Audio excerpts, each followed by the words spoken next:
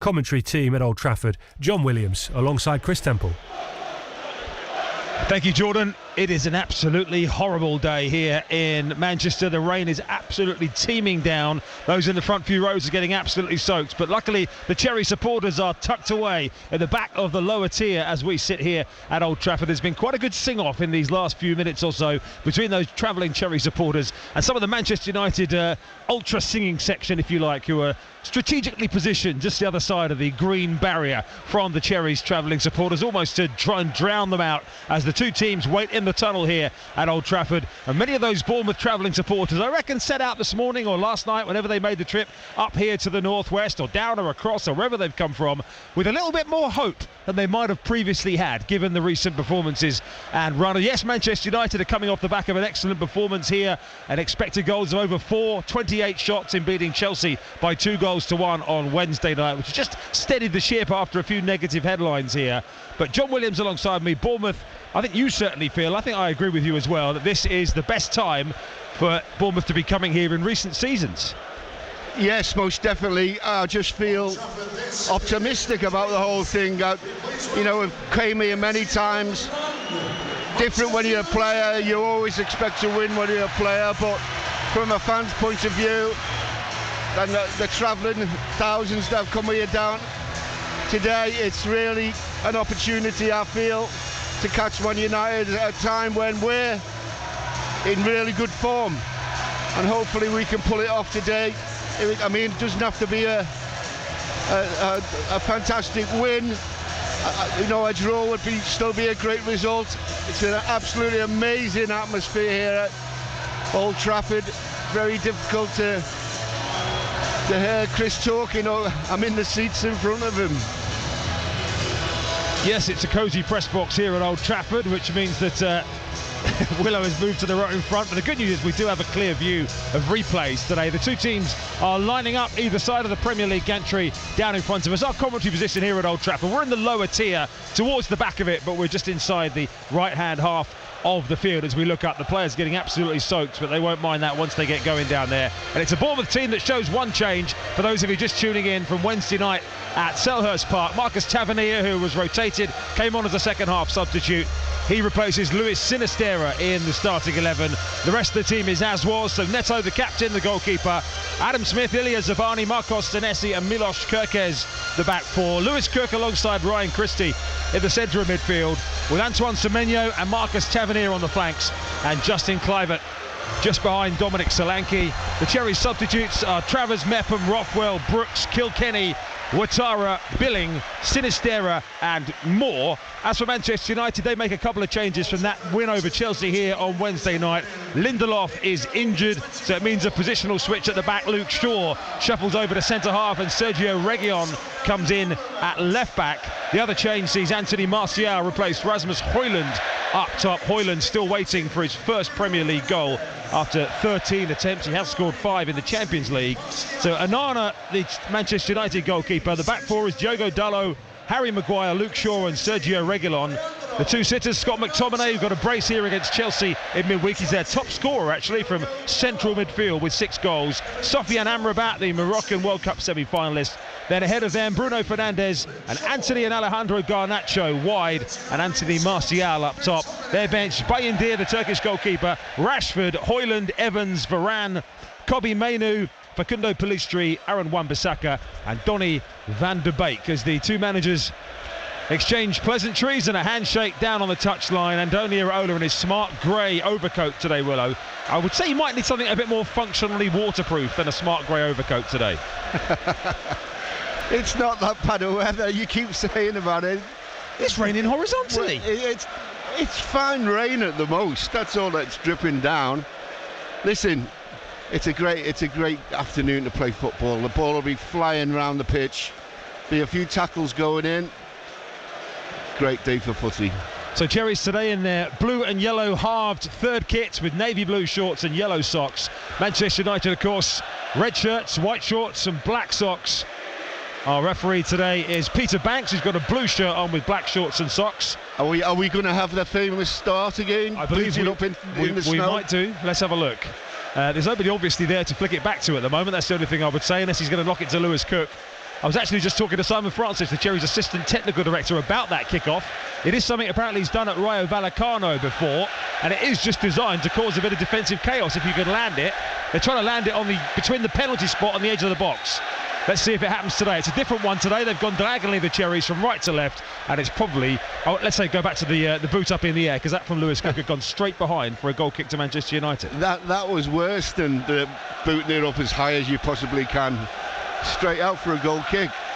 So United kicking from left to right. Cherries are going away from the end where their own supporters are, just away to our right. They're on the same tier as us. Our microphone's pretty close to them, so hence why you're getting a good sound of them in the background. I have to say, Chris, I haven't been that impressed with their goalkeeper. Now, he's certainly had a mixed bag. He's one of those who's prone to make some outstanding saves, but also drop a clanger.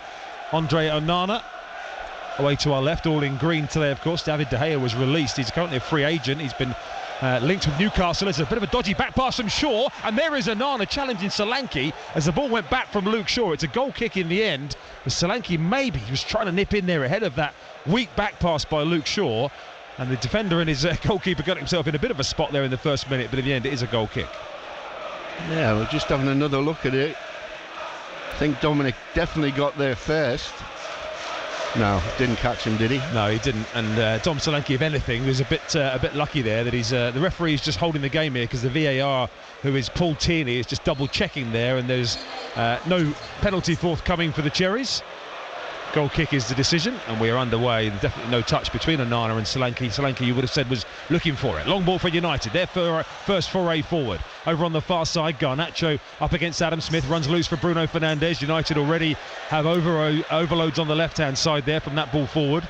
Goes back out to the left-hand side. Played in by Anthony Martial, but given away straight to the Cherries, and a chance for Justin Kluivert to move forward. His progress inside his own half is blocked, and now it's with Marcos Senesi, who drives a long diagonal out to the far side, but that's straight down the throat of Sergio Reguilon, the Spanish defender on loan from Tottenham, who's in at left back today. Now Anthony on this near right hand side, who's going to give Kirkes another of his top level tests today. Kirkes gets very close to Anthony there, back inside his own half, and its back goes to Luke Shaw, playing at the left of the two Manchester United central defenders. They've played a couple of minutes, 0-0. Good work by Kirkes, just showed him away from the goal. Amrabat's ball into the centre, Anthony. Now it's Bruno Fernandes, who missed a penalty, of course, here in midweek. It was saved by Chelsea's Robert Sanchez. Ultimately not costly, as they have it down the left-hand side. Opportunity now for Dalot to put the ball across. Good header away inside his own penalty area. The volley back in again from Dalot, bouncing ball. Breaks on the edge of the 6-yard box for United here. It's all very scrappy. It's blocked away again by the Cherries. Chaotic defending. Two half chances in there for Manchester United, and out by Tavernier for a throw-in. Yeah, it was all about the ball into the box. It was a dangerous one first off. After that, we got lucky with 3 blocks.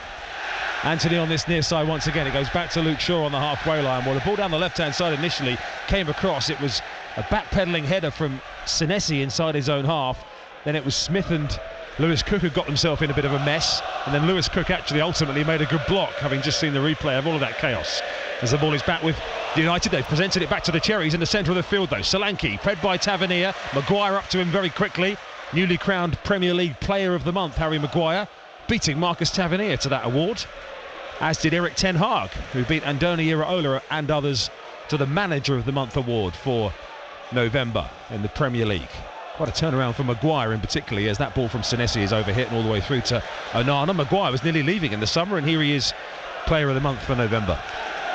Yeah, you know, you hear things round the rumour mill, and he's supposed to be a smashing lad. No matter what happens, he just gets on, gets his work done. Onana pressured by Solanke as Manchester United take the short goal kick out, and they've worked it out nicely up towards the halfway line here. Good run being made by Shaw, who's challenged from behind. Referee says legally there by Kluivert, as Shaw made the run forward from centre half. And now Semenyo, wide on the right-hand side for the Cherries. Tackling back and hassling him is Bruno Fernandes, as Semenyo tries to go around the outside, but Fernandes is back there. Then a little flick, that's nice from Bruno Fernandes on his own byline to feed Reguilon. And United eventually will clear as Fernandes knocks it forward to McTominay. Well read by Lewis Cook though, down the right side of the penalty. No ball into Solanke, and Bournemouth have stolen in front! Lewis Cook stole the ball, drove it across, and Solanke stroked it in. And the Cherries' travelling supporters, who came with hope and belief today, are in raptures away to our right as Bournemouth lead at Old Trafford inside 5 minutes. Well, that's all about Cookie, that one. The form he's been showing, just decides to nick the ball in front. Thought he'd put a little bit too much on it, but he made it, chopped the ball back, and there was Dominic running across the near post. Made it look simple, it wasn't. Still had to find an angle to get it past the keeper. Great goal. Well, it was Bruno Fernandes's almost casual ball forward, Willow, that, as you say, was anticipated by Lewis Cook, who nipped in ahead of McTominay. Lewis Cook deserves full credit there, but Solanke with a beautiful finish with the inside of his right foot across Onana. And that's the confidence that Solanke's playing with, Willow. He's finishing all of those at the minute. Yeah, absolutely, yeah. It was and he makes it look easy, but I can assure you it's not. He had to cushion that ball into the bottom right-hand corner of the net, done beautifully. What a start for the Cherries at Old Trafford. And what a way to just knock United back a peg or two. It came from the high press, it came from Lewis Cook reading the situation. It came, I think, from a bit of United complacency as well. Bruno Fernandes was very sort of lackadaisical, wasn't he, with his little clipped ball over the top from McTominay, who clearly didn't get any kind of shout that Lewis Cook was bearing down on him, as it's cleared away by Neto up over the halfway line. So Cherries in front, as they have been in all of their recent games, and Dominic Solanke now has 9 Premier League goals for the 9 goals in all competitions for the season. That's his first ever goal against Manchester United. The ball on this near side with Darlow. Yeah, they're just trying to have some possession, Manchester United. Don't know what's hit them at the moment. You can hear the Cherries fans away to our right. They've been enjoying these first few minutes, no doubt about it. Definitely, yeah. Cherries have got 1 point here. They've visited 10 previous times in all competitions, including the John Williams visit of 1989 when they lost by a goal to 0. Check out my social media for an entertaining reference to John Williams as all arms and legs in the Manchester United programme today, which is one Willow's never going to shake off now. From John Motson's commentary notes, is on my Twitter at Chris Temple at Solent Sport as well. Long ball down the middle from United, headed away by Zabani, who was excellent again at Palace in midweek.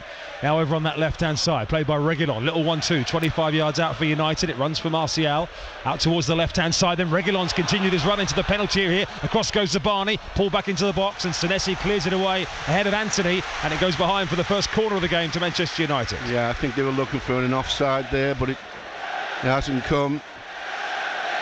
Ball goes out for a corner. Fans try and get behind them for the first time. So across goes Sergio Reguilon to take this one for United, and it comes from the corner. There's Solanke to head it away from the 6-yard box up to halfway, where Kluivert was quicker than Bruno Fernandes, and then Bruno Fernandes recovers the situation well and played down the left-hand side for United once again. Shaw, now the cross comes deep from that far touchline, hanging in the penalty area. Maguire with a looping header, and Neto had to backpedal towards his goal line and makes an excellent palm over the bar there. As the keeper was coming out, he had to suddenly put in the reverse gear to tip away Maguire's header. Yeah, that's something they're going to have to look after. You know, they put the ball straight back in the box. Maguire pulls off. There's a bit of a mismatch in headers on the far post. It was Kirkes, wasn't it, as the corner comes in, and this time Senesi has to head it away from underneath the bar. Nodded clear by the Cherries to the edge of the penalty area. Back in from Bruno Fernandes out to this right-hand side. This time it's Christie who gets a header on it. And it's run out to this near touchline where Christie and Anthony have a bit of a coming together. It's just going to be a throw into United. As Anthony sits down, almost complaining with his arms outstretched there that he only gets a throw in. And it goes back to Shaw on the halfway line. Now Maguire out on this near side, the Manchester United right. If you're joining us late, we've played 8.5 minutes and it's already Bournemouth leading by a goal to 0 through Dominic Solanke capitalising on a mistake by Bruno Fernandes. Excellent build-up play from Lewis Cook. Here's Martial for United. Fernandes edge of the penalty area. Little 1-2 round the outside. The left side is causing Bournemouth a problem at the moment as it comes back into the penalty area. Miscontrolled by Diogo Dalot, who was in there. And back it goes to Maguire on halfway. Lofted forward down the left-hand side once again. Cushion back inside the penalty area for Manchester United here. A couple of twists and turns on that far side from Garnacho. Back out to Amrabat, who spreads it to the wide right-hand side. Opportunity for Fernandes to put a ball in. Still has it just outside the left corner of the area. Luke Shaw again joining the attack from centre-back. Whips a ball into the 6-yard box. Well claimed by the Cherries goalkeeper Neto. Yeah, quite an easy one really. Just had to be careful it didn't spill. Left-hand side proving to be United's favourite side of the pitch at the moment. I'm slightly nervous here, Willow, because my pen has fallen down next to you in front of us. Willow sat in front of me here. They have this sort of wobbly, narrow desks here that things fall off very easily. Sure. My bag's in front of me, my pencil case is in the bag, the pen has fallen onto the floor in front of John Williams, so let's hope nothing happens in the next 2 minutes that I need to write down, as John Williams produces from his own satchel of information 3 pens right on cue. Thank you very much, Willow. I take it back that you are a stationary antique, let's put it that way. Whether the black biro he's given me with no lid on works will remain to be seen. It's up towards the halfway line, and Bournemouth leading by a goal to nil. United in possession. Floodlights shining down. Grey, darkening skies above us. Rain teeming down still as Cherries again are stronger on the halfway line. Referee Banks was happy with Lewis Cook's challenge. And unfortunately, just a couple of balls have gone astray at the moment, having won it back. And that one over there from Ryan Christie goes straight out of play for a United throw. Yeah, just a case of getting hold of it at the moment. United having 1 and 2 little flurries. Cherries didn't score in either game against United last year. Lost 3-0 here at the turn of the year and lost 1-0 at home towards the end of the season. Casemiro scored in both of those, but he's currently injured, sidelined. Shaw and Rashford scored the other 2 goals here. Luke Shaw on the field, Marcus Rashford on the bench for United. One change for the Cherries again for the benefit of those latecomers on BBC Radio Solent and BBC Sounds.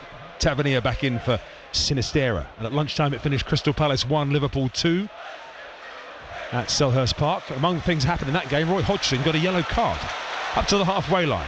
Diogo Dalot for United over the halfway line. Infield it goes to McTominay, in form in front of goal, threads it through to Martial, looked offside but play continues. Kirkes and Senesi between them, out muscle and out hustle Martial there. Solanke working back inside his own half. He was clipped by the challenge of Anthony, and Bournemouth have a free kick 25 yards from their own goal. Yeah, done well there, Dominic. Just held the ball up long enough for the foul to be committed.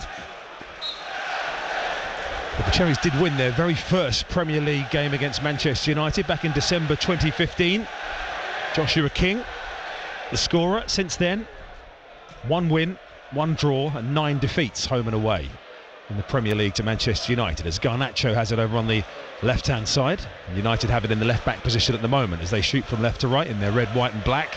75,000 full house, as it always is here at Old Trafford. Lots of tourist tickets, as there always are as well. It is a real experience coming here. It's one of those grounds, isn't it, where just as you approach it, if you've ever been here, has a real aura about it. John Williams prefers the Theatre of Dean, don't you, to the Theatre of Dreams, as it goes back to Onana away to our left. Yes, of course I do. Onana has it out towards the left-hand side, up to the halfway line, where Martial comes together with Zabani, and Martial does well. Suspicion of offside again over on that far side, but play continues. Garnacho off the right-hand side, McTominay joining in, 20 yards from goal. Shot was very quickly closed down by Senesi, and that will be a corner on this right-hand side to Manchester United. Well, he's asking for an offside decision there, Tav. There's been 1 or 2, haven't there, that have looked close where the flag hasn't happened. The ball is on this right-hand side with Bruno Fernandes from the set piece for the home side. Bournemouth leading here by a goal to nil. 13 minutes in. Dominic Solanke the scorer. In from Bruno Fernandes towards Maguire around the penalty spot. Beaten by Zabani. Headed away by the Cherries and Clivert up towards the halfway line. Clivert's given it away, in fact, and it runs out to this near touchline the right, halfway inside Cherries territory. Bit of space here for Diogo Dalot. Right corner of the penalty area now, onto his left foot, shooting opportunity, knocks it into McTominay. That's blocked again by Senesi. His second important block in the space of a minute, and it's now Tavernier and Senesi combining to try and clear away up to the halfway line, but Luke Shaw's won it back for United. It's all a bit hectic at the moment as Anthony's fouled by Tavernier. The referee plays an advantage. Amrabat across the top of the penalty area to the far side where Garnacho holds it up. It's got Adam Smith and Lewis Cook doubling up on him just outside the left corner of the penalty area. Garnacho with a swivel of the body. Back it comes to Bruno Fernandes. 30 yards out is Amrabat, dead centre for United. The bald-headed Moroccan plays it across to this right-hand side. Anthony now looking to run at Tavernier. Infield onto his left foot. The ball slipped down the right side of the box to McTominay. Back to the edge of the penalty area again, Anthony. All of this patient build-up in and around the box, headed away by Adam Smith, only as far in the penalty area as Reguilon. And Semenyo did enough there to usher him off the ball. And Ryan Christie is able to dribble it out of defence. John Williams. Yeah, great play. Loads of composure there from Christie. Just when we wanted it. Just need a little bout of possession now. Just let it sink in. Manchester United boys' head that they are behind. The one noticeable thing, Willow, as soon as the Cherries get the ball in defence, they've got their front four are all right up on the Manchester United defensive line. Ryan Christie and Lewis Cook seem to be covering a lot of space, just the two of them, but they're just pushing all four right up on United. Well, they obviously feel we can get a break going. Hasn't quite come off yet. You'd fancy the Bournemouth front four in races against most defenders, wouldn't you? Would. Lewis Cook again is on the penalty on the halfway line with a challenge, this time in midfield, catching Bruno Fernandes, and it's a free kick to Manchester United, short of halfway. There's one or two of Man United's players goes down really easy, don't they? Yep. Don't like it. It's back to the halfway line again. It is Manchester United 0, Bournemouth 1, and Bournemouth through Lewis Cook have turned the ball over again, and Tavernier's got some room down the left-hand side to run into. Approaching the penalty area, Kirkes on the outside of him, used him as a decoy and shoots at goal. Tavernier on his right foot, tamely at Onana with other options on. Yeah, but there was the break you were after, Chris. That's why it was set up like that. Given away again by United. The groans will tell you. Tavernier on this near side. There's some good work back there by Bruno Fernandes to win it back, but Tavernier had a good opportunity a minute ago. And unfortunately on his right foot it was a weak shot straight at Onana. Yeah, we haven't seen an awful lot of Semenyo at the moment. Over on that right hand side, I would say, Willow, most of the United good stuff has come down the left, that far side, and here's Reguilon now doing the next bit of attack down the left hand side, but Adam Smith got back there and he knocks it up to Neto, who manages to clear it away. Solanke can't control the header to throw into Manchester United on halfway. 16 gone, Cherries leading 1-0. You're live with BBC Radio Solent, and also today online via BBC Sounds. It's been a good start. We've had to defend a little, but we've been able to attack a little and get a goal in the meantime. Manchester United's record against bottom half teams this season is 1-8, lost 1. Palace in it. Chelsea, their only victory in 6 against top half teams. That was on Wednesday. So the season has been a little bit skewed. Wolves 0, Nottingham Forest 1. Harry Toffolo has scored for Forest, who got thumped, and if you read reports, Steve Cooper hanging on by a thread there at Forest. Don't always believe everything you read or hear. But well, the Forest fans are singing his name. I mean, 3-0 down at Fulham, they were chanting his name, weren't they? They like him, they love him. Whether the Forest owner, who's a bit trigger happy, Marinakis, remains to be seen. The fans are the people that matter. I mean, they are to a certain extent, but they don't decide who stays and who goes. The ball on the right-hand side, Zabani threading it down the right side of the box where Solanke's got him behind Shaw here. Solanke's got options in the middle if he looks up. Solanke right side of the penalty area. Bit of the momentum is initially gone. Just wondered if Solanke had a first-time option to lob the keeper. Easy to say from here with Onana coming out, and the Cherries go back to the centre circle. Chris, I agree with you. I fancy Dominic against any one of that back four. Luke Shaw got caught a couple of times by Solanke. There was just a millisecond where Solanke might have had the chance to flick it over Onana first time. Yeah, I think the angle was what done him. Yeah, and also the fact it's very easy from here. As Senesi down the left-hand side. Kirkes nods it in field, but that's for Kluivert too strong, and it's knocked back by Dalot to his keeper Onana. Approaching 18 minutes played here at Old Trafford. Gone a bit quiet, Chris. Yes, bit of the sting knocked out of Manchester United here by the Cherries' 1-0 lead. As early as 5 minutes, Lewis Cook's assist, Dom Solanke's finish. In our other game today, it's Watford against Southampton. We'll keep you up to date with any goals that go in that one. Portsmouth against Bolton is live with us on Monday night. That's first against second as it stands today. Going into that match, live with Andy Moon and Guy Whittingham on Monday night here on BBC Radio Solent. As Neto, the Cherries keeper, who's in his green gear today, not able to wear his usual yellow, with the Cherries of course playing in their yellow and blue halved shirts. And a free kick given on halfway for a foul by Lewis Cook, leaving McTominay on the turf.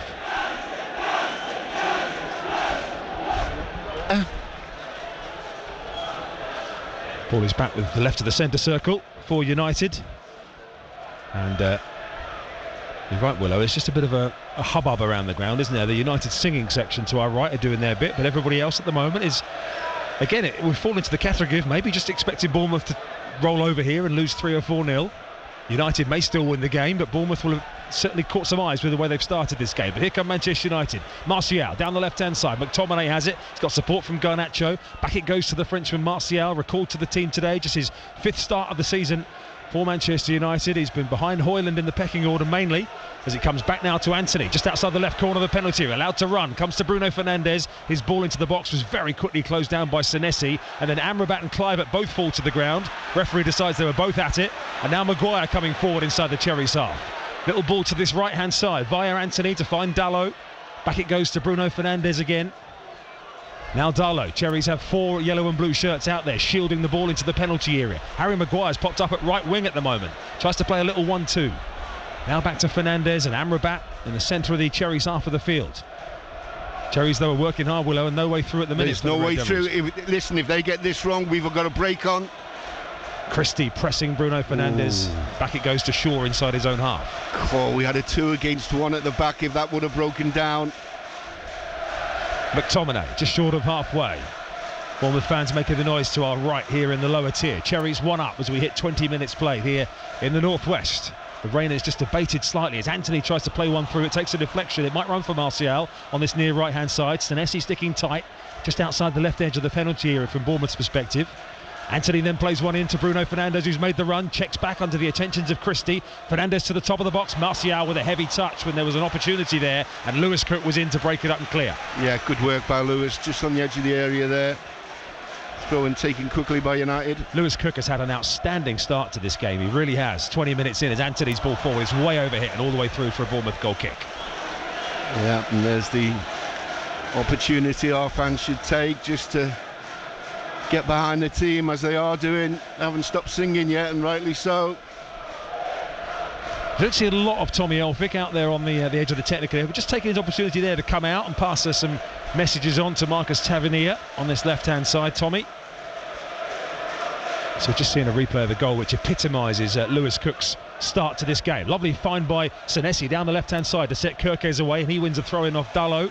Just over the halfway line on the Cherries left. Again, and another, if he could have just got a good touch, Kirky out of his feet, he was away down the left. It's a throw-in taken by Kirkes to find Tavernier outside the left corner of the penalty area. 3 red shirts were immediately around him. Cherries try not to give away a free kick as United break out with McTominay and now Fernandes. And through the centre circle once again, joining in from the back was Reguilon, but across comes Zabani in the centre circle to halt that attack, and the Cherries turning it around and moving down the left-hand side. 5-on-5 here. Tavernier, 35 yards from goal, into Semenyo. He's had a quiet start to the game. He runs into Maguire. Referee's happy with the challenge, and now Bournemouth, having committed 5 upfield, have got to get back. Solanke's the one pressuring Anthony, but the United fans are hollering, Willow, because there was no options at all there for Anthony. No, he had 1 up front, and we had 4 to look after him. It has been an up and down season here, no doubt about it. All of the nonsense in the media about dressing room leaks and player unrest and all that other kind of stuff really hasn't helped here. They have managed to get performances moving roughly in the right direction in recent times, as Zabani's clearance there is charged down by Martial, but Neto, very alert to the situation, comes sliding out the right edge of his penalty area to save the day. Excellent work by Neto. I don't know why it didn't go back to him in the first place, to be quite honest. I've liked Neto in recent weeks, Willow. Yeah, look, listen, he's made some great saves. It just takes a little risk now and again. Yeah, I think we've seen that less, haven't we? I don't know if it's a concerted effort or just the way the games have panned out, but I think we've seen less risks from Neto, and I think he's commanded his box a bit better. He's made some good saves. Just as I say that, Martial is sneaking up in front of Neto.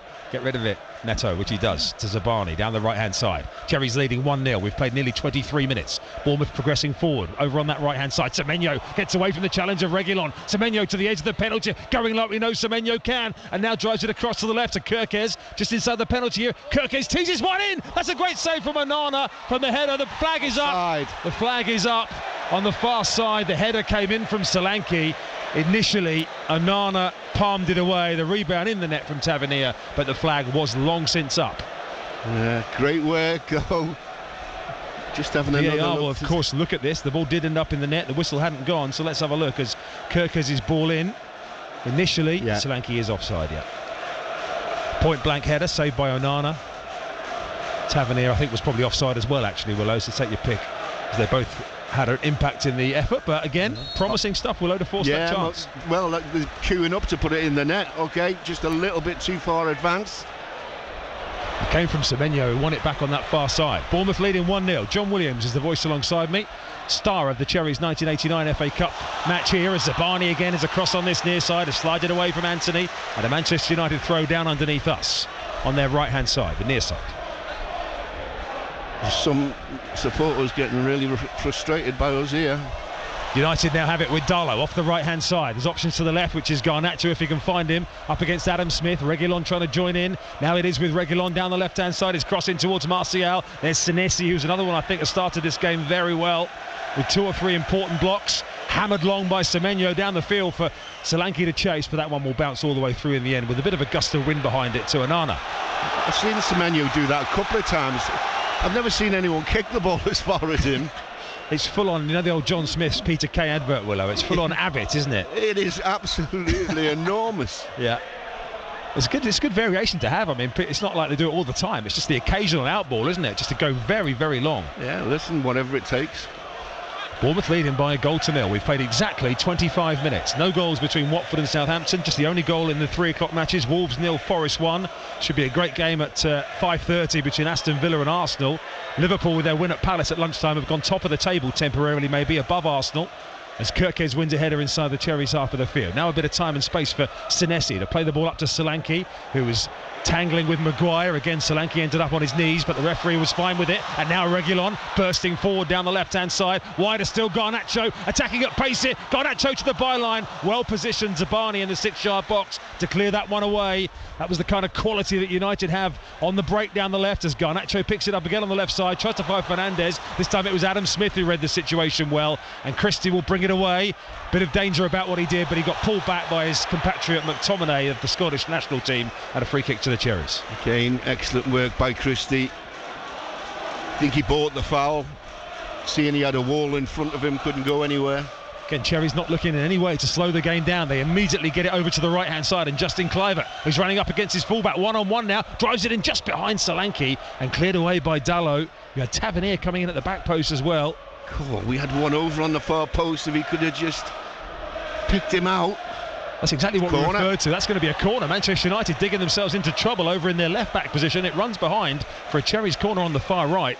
Just looking at Kluivert's contribution there, Willow, that's something we spoke about at Palace, that as a number 10 who can play wide, when you get him in those wide positions, he's an extra winger, isn't he? Well, he's a real threat. That's what happened there. And ultimately Bournemouth, I say they weren't slowing the game down. Tavernier isn't exactly herring over to take this corner, and the referee Peter Banks is going to give Tavernier a yellow card.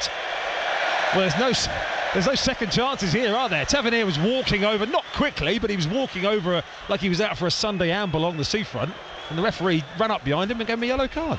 Well, that's all we can pay him back with a goal from this corner. Tavernier into the book. Far side, the Cherries right, leading by a goal to nil. Here comes a set piece. Tavernier, having got the yellow for time wasting, probably could do with getting on with this. As it comes in towards the near post, the header from Zabani, wide, flashes across the face of goal via a deflection, and it's a corner again. I think Senesi was just behind him. Mind you, it was such a great ball in, wasn't it?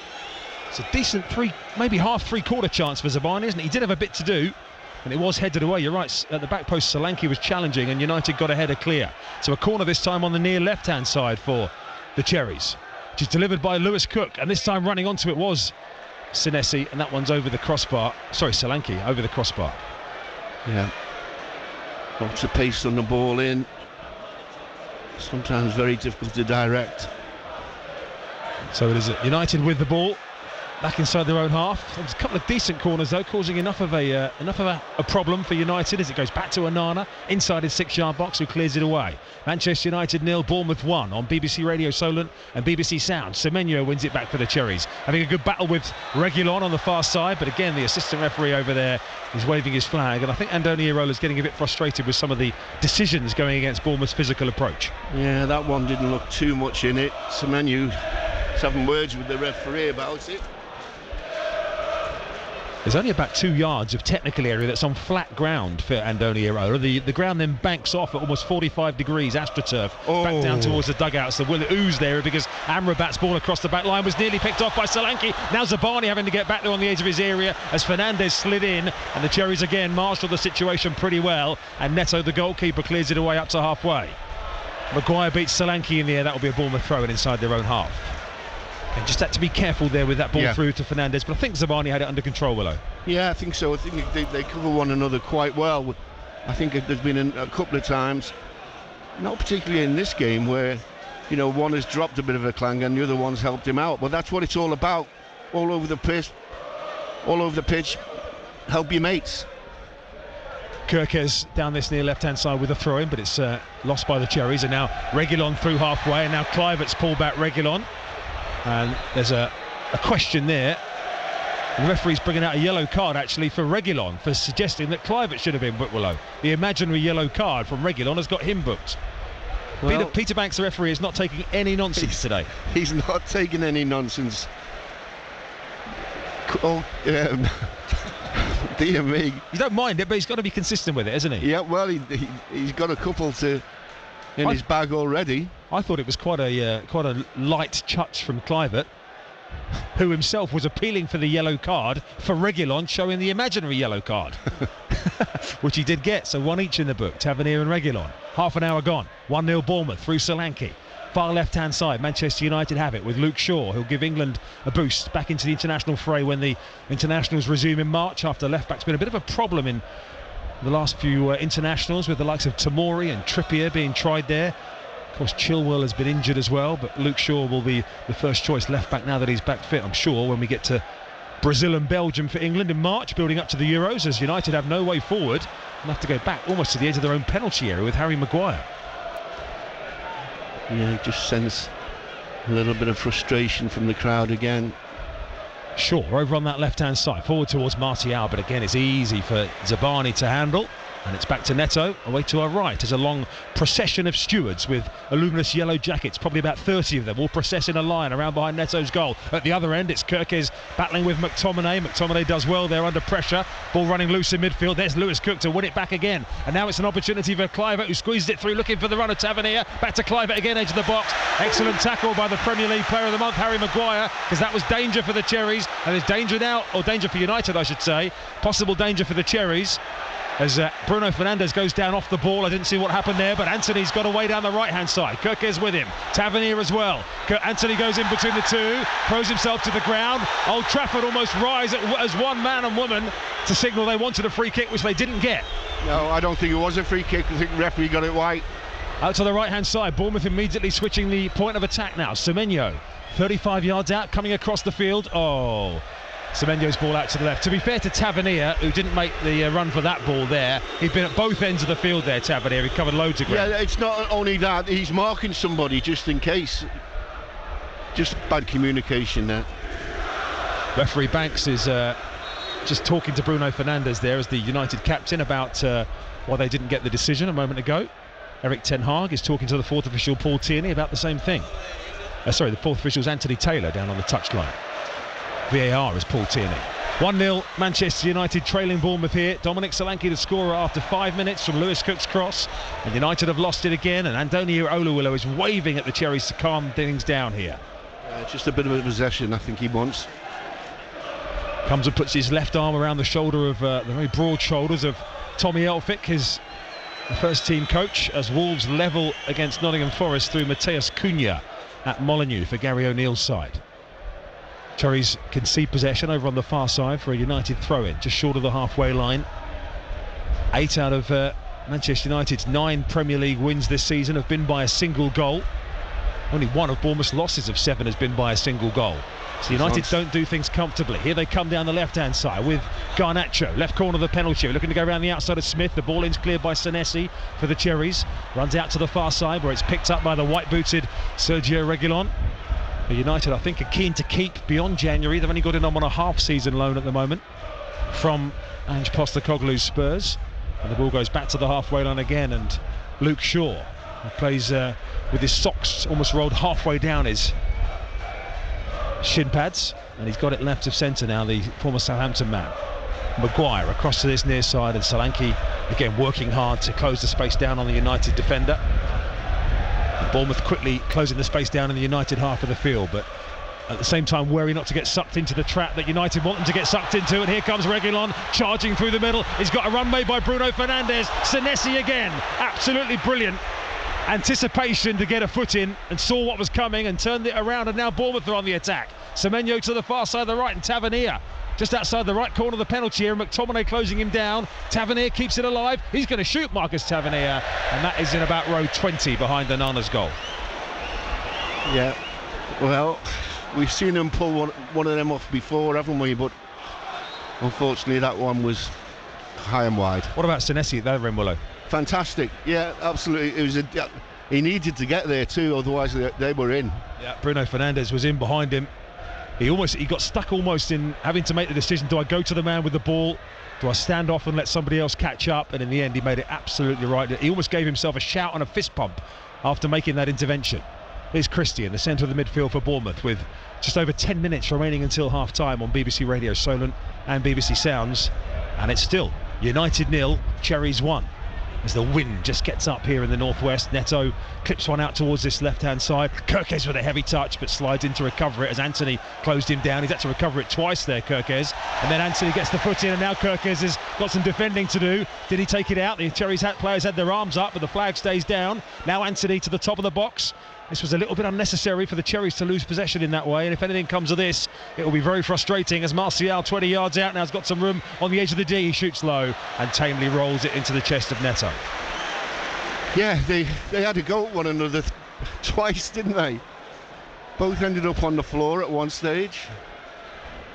It felt like Kirkes sort of drew the challenge unnecessarily there and lost it maybe easier than he could have done, but anyway. Came to nothing. Bournemouth at the moment just making life a bit difficult for themselves, deep inside their own penalty area, and now Senesi plays it to Kirkes, who's got a bit more room. Christie just outside the penalty area for the Cherries. Andoni Iraola is almost out of his technical area on the right hand side, pointing for Kirkes to play it up to Solanke, who's buffeted by Shaw, but Solanke with some great hold up play there, and he wins the free kick. That's excellent from Dom Solanke. One of the parts of his game I guess he's not normally associated with his hold up play, but that was superb. He's got better this season, especially. He looks more of a man when he's holding the ball up to me now. If you think of the two parts of his game that he probably needed to improve, one was his hold-up play, one's his goals return. Both of those really have taken a turn for the positive this season. Yeah. Well, you add that to the work he puts into the game. He had that anyway, didn't he? But yeah. Yeah, He's so unselfish. So it's a free kick to Bournemouth here, 10 yards over the halfway line. Lewis Cook and Tavernier both standing over it. They have sent Zabani and Senesi forward for this one, the Cherries. Couple of fake run-ups, then Lewis Cook eventually delivers a swirling ball into the penalty spot, causing problems for United, and Onana, from his own defender, I think, had to backpedal right on the line and catch it under pressure from Semenyo. And now United coming out down the left-hand side, but Reguilon, as he plays it forward, finds Garnacho. Smith is there making life difficult again, and United have it inside their own half, or they might have given it away. No, Dalot was quick enough ahead of Solanke. Dangerous ball in from Lewis Cook a minute ago, Willow. Yeah, it was. I thought it was a real threat, that one. I think set-piece delivery's improved as well this season, Willow. Remember how many times we've talked about first men at corners and poor deliveries? I think Tavernier and Lewis Cook and others, Ryan Christie at times. It works both ways with the taker and the ones who've got to get on the end of it. Here come Manchester United on the attack, trailing Bournemouth by a goal to nil. It's Garnacho down the left-hand side, tries to cannon it against Smith, but it runs for Ryan Christie in the yellow and blue of Bournemouth on the edge of the penalty area. Now Solanke's fouled again on the edge of his own box. I think he got fouled twice there, and he had his heels clipped. And Andoni Iraola, while one or two of his players were looking for the quick restart, Iraola again has the flat hands out, Willow, saying calm down everybody. Yeah, I'm just wondering if there's some totting up going on in the referee's head with some of these fouls that have been given against us. Well, Maguire had a go at Solanke from behind, and then in came Amrabat from the left, and both of them. In the end, I think Solanke slipped as well, so the combination of all of those three things meant that Bournemouth did get a free kick inside their own half. Solanke hobbles his way gingerly back to his position at centre forward. 7 minutes till half time. Manchester United 0, Bournemouth 1. As Neto drives one diagonally out to the far side. Great leap by Semenyo out on that touchline, who easily got above Reguilon, and it goes back by Shaw to Onana, who clears it away with his left foot. Slipped as he did so, but still got good distance on it. It bounces loose inside the United half, and Adam Smith was the hungriest. Semenyo back to Zabani. Again, made himself available with a good bit of positional sense there, Ilya Zabani. Semenyo was short of options, and Neto clips it up to halfway, too high for Tavernier, and Dalot inside his own half will go back to his own goalkeeper. Yeah, just a little bit too much on that from Neto. He could have hit. It would have been a real bonus. Bournemouth defending stoutly at the moment here. Centre halves have been good, trying to close off the service from wide out, and Manchester United lost it again, and Lewis Cook's played in. Dominic Solanke edge of the area, across the goal, hits the post off the left hand upright from Dominic Solanke. Again, it was Lewis Cook involved, threaded through Solanke. It beat Onana, but it didn't beat the post. Can you get absolutely great strike, measured, but didn't beat the post. 6 minutes till half time, still Bournemouth again both of their attempts that have been close. I'll come back to that in a second as Tavernier gets to the byline. He drives it in low. Important challenge from Shaw. Breaks to the edge of the box. Here's Lewis Cook. He shoots, but the whistle's gone for a foul on the edge of the penalty area for United, who've got a player rolling around inside the United half. It's Garnacho's down, but so close, Willow. Yes, it was. I thought he'd had a touch too many, Dominic, but when it beat the keeper, I thought it was in the bottom corner. Just the inside of the post and out. Dear me. We're just seeing a replay. I hope Garnacho has taken a really serious whack in the face, because he's rolling. He hasn't. He's taken the end of, is it Senesi's finger? We're just seeing a replay now. Solanke, he got the angle spot on as he looked up. He had a little look up before he finished it. Anana was full length, flailing dive to his right, and the ball was hit flush on the face. Now there's physio treatment coming on here for Garnacho. I'm happy to stand corrected, Willow, but the replay I just saw, it looked like he hardly got any touch. Me too. It was a finger in the face. The only thing I could say is I've had a poke in the eye and nobody's seen it except me get it. I'm glad you saw it. You didn't see a poke in the eye. You've got to worry, haven't you? Well, I've seen it coming anyway. I didn't see the rest. So, game stopped here at the moment. It's probably a decent breather, this, for the Cherries, actually. 4.5 minutes before half-time. Garnacho is getting treatment. Bournemouth have led since the 5th minute. Dom Solanke with his 8th Premier League goal of the season, which will just increase his status at the moment and the eye-catching nature of his form. Well, look, there's no doubt who's had the most possession, but who's had the best chances? By miles. Yeah, United have had a couple of half chances. Neto's made one good save. And you're talking about possession, Willow. Well, we've got this chance and the game is stopped. I'm just going to check the possession stats. Man United, What's your guess? 60-40. 72-28 is the possession stat. But actually, Willow, goals on attempts on goal. United 7, Cherries 6, and both have had 2 on target. And hitting the post doesn't count as being on target either, so there's 3 on target if you include the one hitting the post. Garnacho's still being treated here. Now, I haven't seen another replay, Willow, but the one replay we saw... Well, he's not holding his eye for... 2 minutes of treatment for what looked like an innocuous... We're going to see a replay here, actually. Let's have a little look. It's Adam Smith. It's his hand. It's a flailing hand. It's a flailing hand, but I just don't think it's 2 minutes worth of... Has he got a nosebleed? Well, it's hard to see. He's sat down with the 2 physios looking at him, so we're going to have a bit of added time at the end of the game here. As we say, it's been end-to-end. The game hasn't stopped very often, so this little moment just to breathe in the lungs, Willow, and get a bit of air through. Yeah. Solanke and Harry Maguire just having a good old chin wag off the ball about, I don't know what it's about, but a jovial looking chat between the two of them. Garnacho is eventually up to his feet. Chris Billam-Smith, he's got a big fight tomorrow at the BIC, the WBO Cruiserweight defence against Mateusz Masternak. It looked like Garnacho had taken a punch in the face from Chris Billam-Smith there, Willow, rather than Adam Smith. Yeah, good luck to Smithy tomorrow. We're all behind you, mate. Yeah, a voluntary defence, maybe a defence against Richard Riakporhe, might be the mandatory defence to come, maybe early next year, maybe at the Vitality Stadium. We'll know. We'll hear from Chris Billam-Smith at half-time, by the way. Our man Dan George was down at the presser yesterday. 1-0 Bournemouth lead here. Garnacho about to come back on the field. Just over 2 minutes of the 45 to play as the ball through the middle looking for Bruno Fernandes is headed away by the Cherries and Zabani. And Lewis Cook, who I think has been MOM for the Cherries in this first half. And now Semenyo down the right-hand side. As he unfortunately miscontrols it out of play for a United throw-in, level with their own box. He went past them like they were standing still. But couldn't control it, unfortunately. No. So Cherries protected this 1-0 lead. They've won their last 2 away games. The last one 3 away games in a row back in April when they run at Leicester, Spurs and Southampton. And the ball is on the halfway line at the moment. There's a bit of a bundle going on involving Zabani and also involving Martial. And ultimately it's a free kick to Manchester United on that far left side. Yeah, it seemed like 2 or 3 of them were lying on the floor there at one stage. Back it goes to Bruno Fernandes in the centre of the Manchester United midfield. Now Shaw, all this at walking pace at the moment. The only thing not walking at the moment is Andoni Iraola, who came racing out to the edge of his technical area having seen something awry. Talking of awry, there's a misplaced header from Anthony Martial, straight out of play for a Cherries throw in their right back position. Yeah, a little bit of possession just to see us through till half time. Nice and comfortable. I'm amazed the manager hasn't fallen down that technical area, Willow, either.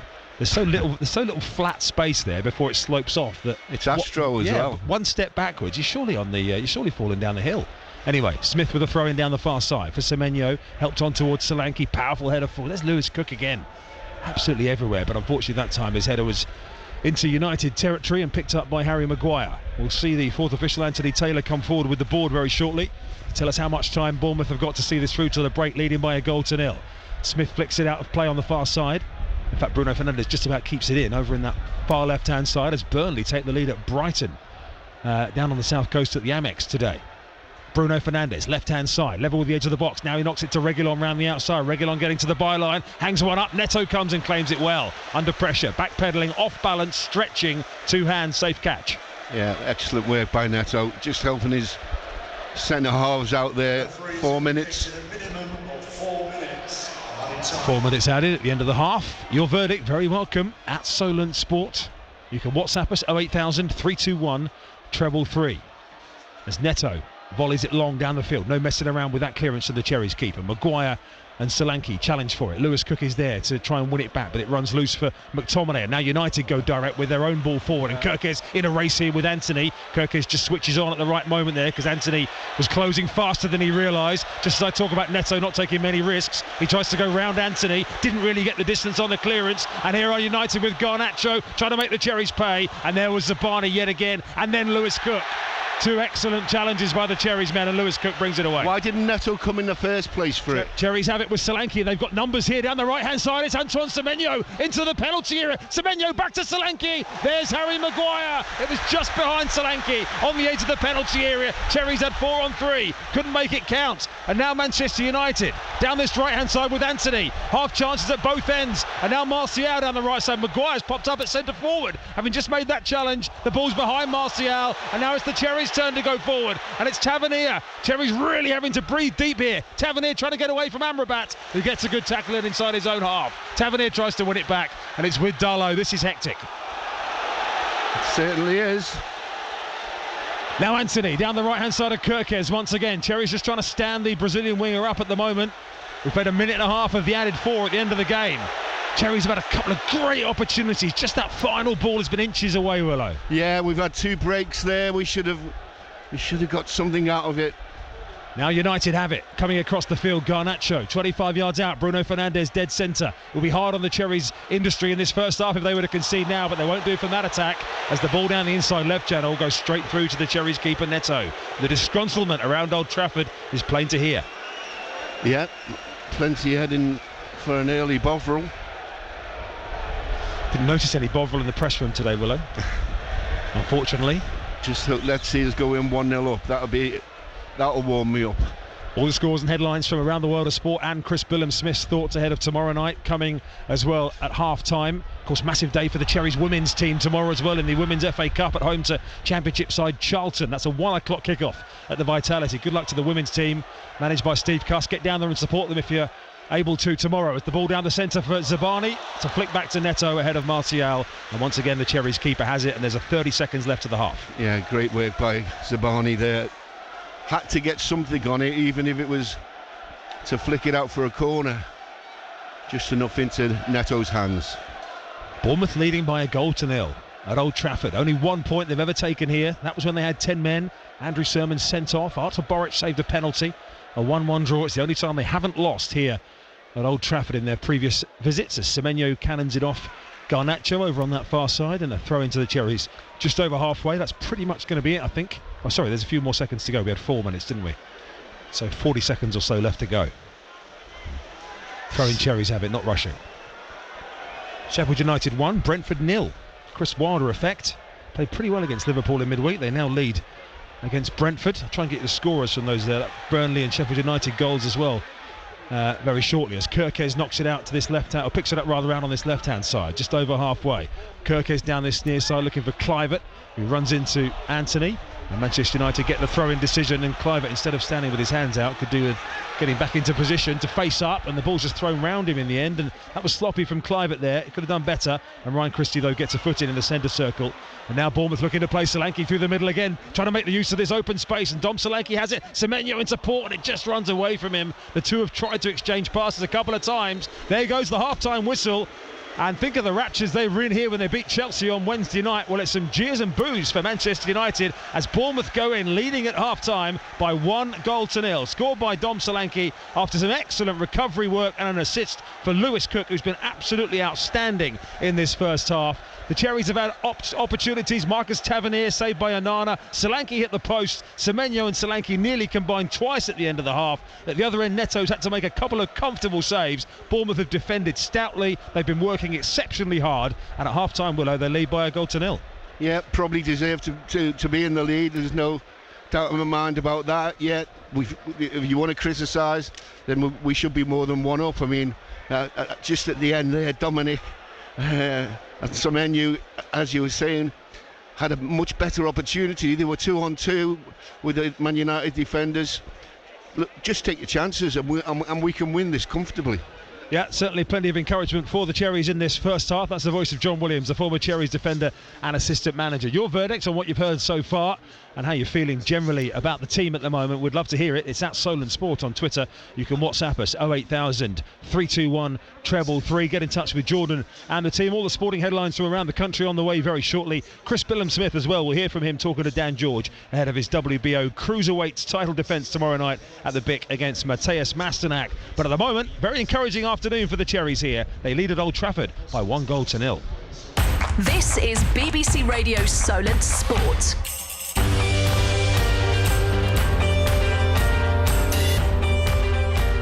Your headlines at half-time. Let's start in the Premier League at Old Trafford. Remember, Bournemouth have never won there before, but they are in front at the break.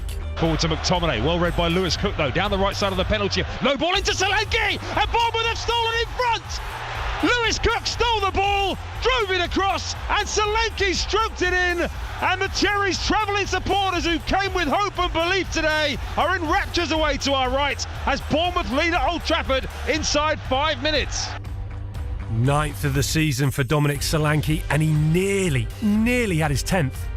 Service from wide out, and Manchester United have lost it again, and Lewis Cook's played in. Dominic Solanke, edge of the area, across the goal, hits the post, off the left-hand upright from Dominic Solanke. Again, it was Lewis Cook involved, threaded through Solanke. It beat Onana, but it didn't beat the post. Not for the first time this season, Bournemouth in front, and you could say should be more than a goal up. A big second half for the Cherries to come up at Old Trafford. You'll hear it live with Chris Temple and John Williams. Your thoughts at half-time, please, Cherries fans. Are you going to hold on for the 3 points? And what about that performance from Lewis Cook so far in the middle of midfield? At Solent Sport on Twitter, 08000 321 333 on WhatsApp. Make Solent the first word, 81333 on the text. Start your messages with the word Solent on the text messages as well, please. And Saints fans, let's hear from you as well. A goalless first half away at Watford. What have you made of the performance so far from Russell Martin's side? Would you tweak anything at half-time? We'll read the best of your messages out. Let's find out what's been happening in the FA Trophy today as well. Third round, Eastleigh against Aldershot, our featured commentary game. The Spitfires going well at half-time. And here down the right-hand side comes Baldwin, captain for today, into the middle for Jaden Harris. Take a shot, he does it. The keeper spilled it, it's gone in! He tried his luck from the edge of the area and somehow Van Stappershop in goal has just let it sneak past him. He got a hand to it, he's furious. Eastleigh accept the gift. Eastleigh 1, Aldershot 0. So, Eastleigh in front, not going so well for AFC Tottenham. Weymouth also in the FA Trophy, both a goal down away from home at Horsham and Hendon, respectively. The rest of the full half-time scores, on the way for you during the half-time break. And we'll hear from this man as well ahead of a huge night of boxing at the BIC tomorrow. Masternak is a very, very tough man, so to be honest, I think the ref will have to jump in, and that's how I see it going on Sunday night. Feeling confident, Chris Billam-Smith, his interview with Dan George on the way for you next. You're listening to the home of live sport across the south. BBC Radio Solent Sport. BBC Sounds has a brand new area dedicated to the south. From local stories to sport, news to stuff you've just not discovered yet. Sign in to your BBC account to access it all. You never know what you might uncover. Get more sounds from the south. Listen on BBC Sounds. Jordan Clark. BBC Radio Solent Sport. Just coming up to 5 to 4. We are with you through until 6 o'clock this evening. So once the full-time whistle goes, don't go anywhere. We're right across BBC Sounds and your smart speaker as well for a full hour of post-match reaction and debate, and of course interviews from all of our games as well in that final 60 minutes of the show. So we've done scorelines for Eastleigh, Tottenham and Weymouth at half-time. The only other game that we're keeping an eye on is in the Southern League, because most have been postponed due to waterlogged pitches this afternoon. Dorchester Town have managed to get a game on away at Swindon Supermarine, and they'll be pleased they did, because they lead at half-time. They are 2-1 up away at Swindon Supermarine. Will Fletcher has got both of the goals for Tom Killick's side. What's happening elsewhere at half-time then? Not a lot of goals to tell you about in the Premier League. Burnley, in fact, have just gone 1-0 up right on the stroke of half-time away at Brighton. Odegaard with the goal for Vincent Kompany's side. Sheffield United lead Brentford by 1-0 as well. McAtee with that one. So some interesting scorelines there for the teams down the bottom end of the table, and Wolves are 1-1 with Nottingham Forest. Toffolo put Forest in front, of course, with their manager Steve Cooper under big pressure at the moment as well. Wolves have equalised through Mateus Cunha just after the half-hour mark. The game earlier on today finished Crystal Palace 1, Liverpool 2. Palace actually went in front in the second half from the penalty spot through Mateta. They then had Jordan Ayew sent off for a second yellow card. Mo Salah scored the equaliser, which was his 200th for Liverpool. And then Elliott got the winner, Harvey Elliott, for Liverpool in the 91st minute. So that's taken them to the top of the table, with Arsenal back to second now. They play, of course, in the 5:30 kickoff away at Aston Villa. So that's second against, or third against second in the Premier League table at 5:30. Championship scorelines for you earlier on today. Leeds won 2-0 away at Blackburn. That took them 4 points clear of Saints in third place in the table. Of course, Southampton fourth. Sunderland got a big 2-1 win over West Brom in that big game at the top end of the table as well, all in amongst it in the playoff pack. That's moved Sunderland into the top six, and West Brom stay fifth on 32 points, 6 points clear of Saints in the live table as we look at it at the moment. So Saints could extend that gap even further if they were to find a winner away at Watford in the second half. Elsewhere in the Championship, Cardiff and Millwall are 0-0. Huddersfield lead Bristol City 1-0. Leicester are 1-0 up at home to Plymouth, and Ipswich are 1-0 up away at Middlesbrough. So winning scorelines for the top two so far. Norwich and Preston are goalless. QPR lead Hull by 1-0. Rotherham 0, Swansea 1. Stoke and Sheffield Wednesday are goalless as well. In League One, Blackpool 1, Carlisle United 0, Bristol Rovers 0, Cheltenham 1, Burton Albion and Stevenage are 1-1, Charlton at Cambridge are 0-0, Port Vale lead 1-0 away at Exeter, Leyton Orient a goal down at home to Derby, Northampton 2, Fleetwood 0, Peterborough 2, Oxford United 0, Reading 1, Barnsley 1, Wigan 0, Lincoln 0 and Wycombe 0, Shrewsbury 1. Pompey don't play until Monday night at home to Bolton. That big top of the table clash live, of course, on BBC Radio Solent. Lots of games postponed in League 2 due to waterlogged pitches. Of those that have gone ahead at half-time, it's Accrington Stanley 0, Doncaster Rovers 0, AFC Wimbledon 1, Swindon 0, Colchester 0, Crawley 1, Grimsby 2, Crewe 0, goalless between Morecambe and Stockport, Notts County are 1-0 up on Walsall, and Tranmere are 1-0 down at home to Newport. Right, let's talk boxing now then. Big night of boxing to come at the Bournemouth International Centre tomorrow night. Bournemouth's very own Chris Billam-Smith will defend his WBO Cruiserweight World title for the first time. Takes on the vastly experienced Mateus Masternak. The gentleman's labelled the fight his toughest to date. He's been speaking to Dan George about preparation, potential future fights, and of course his beloved AFC Bournemouth. The boys are flying, and it's great to see. It's always been there, I think, all season, but it just hadn't quite clicked. But I feel like the last 6 to 8 weeks it's clicked a bit more, and they're flying. It's great to see. On to boxing, you're facing Mateus Masternak. We're all here for it. We're really excited about Sunday night. How are you feeling? Because I know in the build-up to the Lawrence Okoli fight, you said you had like a cold, or like you weren't very well fight week. You feeling 100% ready to go now? Yeah, I'm much better this fight week. Thankfully, it's no illnesses. I had a sickness bug last time, and couldn't really stomach any food, couldn't keep anything down, so this time much better, and yeah, I'm gonna have to be. The style of fighter that he is, superb fighter, very good all-rounder, so I have to be very good. How excited are you to be headlining a fourth fight in your hometown of Bournemouth. Does it make you feel proud to be able to do that for a fourth time? Yeah, so proud. It's obviously we brought it down here originally for the Isaac Chamberlain fight, but so Boxer and Sky Sports took a punt on us then, but the crowds turned out for me, and I'm so grateful for the fans. They've turned out for me time and time again through this town. The whole town's got behind me, the football club's got behind me, and it's just grown and grown. I'm so lucky, and it's thanks to all them that I'm able to have the fourth show now, to headline in my hometown. You're calling Matthias Masternak potentially your toughest test to date. There's also some potentially big fights on the horizon too. You told us that you signed to fight Lawrence Okoli next year. Richard Riakpor's been very public about calling you out. How important is it that you get through Sunday night and you can look forward to those fights after you've hopefully defeated Masternak? Yeah, for sure. I'm this close to the fight now. I don't really want to talk about beyond it. But yeah, I have to put in a good display Sunday, and then come Monday I can start thinking about what's next. The motivation last time was to achieve the dream to win a world title at your stadium of your football club.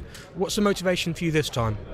Start cementing a legacy, and this fight is a great name to have on my record, and in the manner I plan on doing it, it'll be a huge statement, and that's what I want to do. I want to make a statement Sunday and really just start cementing a decent legacy that I can build on next year. Just a couple more. Lee Cutler's got his English title fight on the card. He's been welcomed into your training camp in the McGuigan stable under Josh Pritchard. How's he settled in, and how, from what you've seen of him in training, what do you make of his fight, and how do you think he'll get on? Yeah, he's settled in really well. I've really stuck it on him as well, and there's been no time for any excuse or anything that he moans about. I just have a go at him and say, this is it, like this is the life we live, this is the way we train, and he's just embraced it all, and he's looking phenomenal in the gym. He's improved so much, and it's a big step for him, because I know he's a home bird. He's been living with me in my place in London, so yeah, he's been good as gold throughout. He's made the weight the best he ever made it. He's the fittest and strongest he's ever been.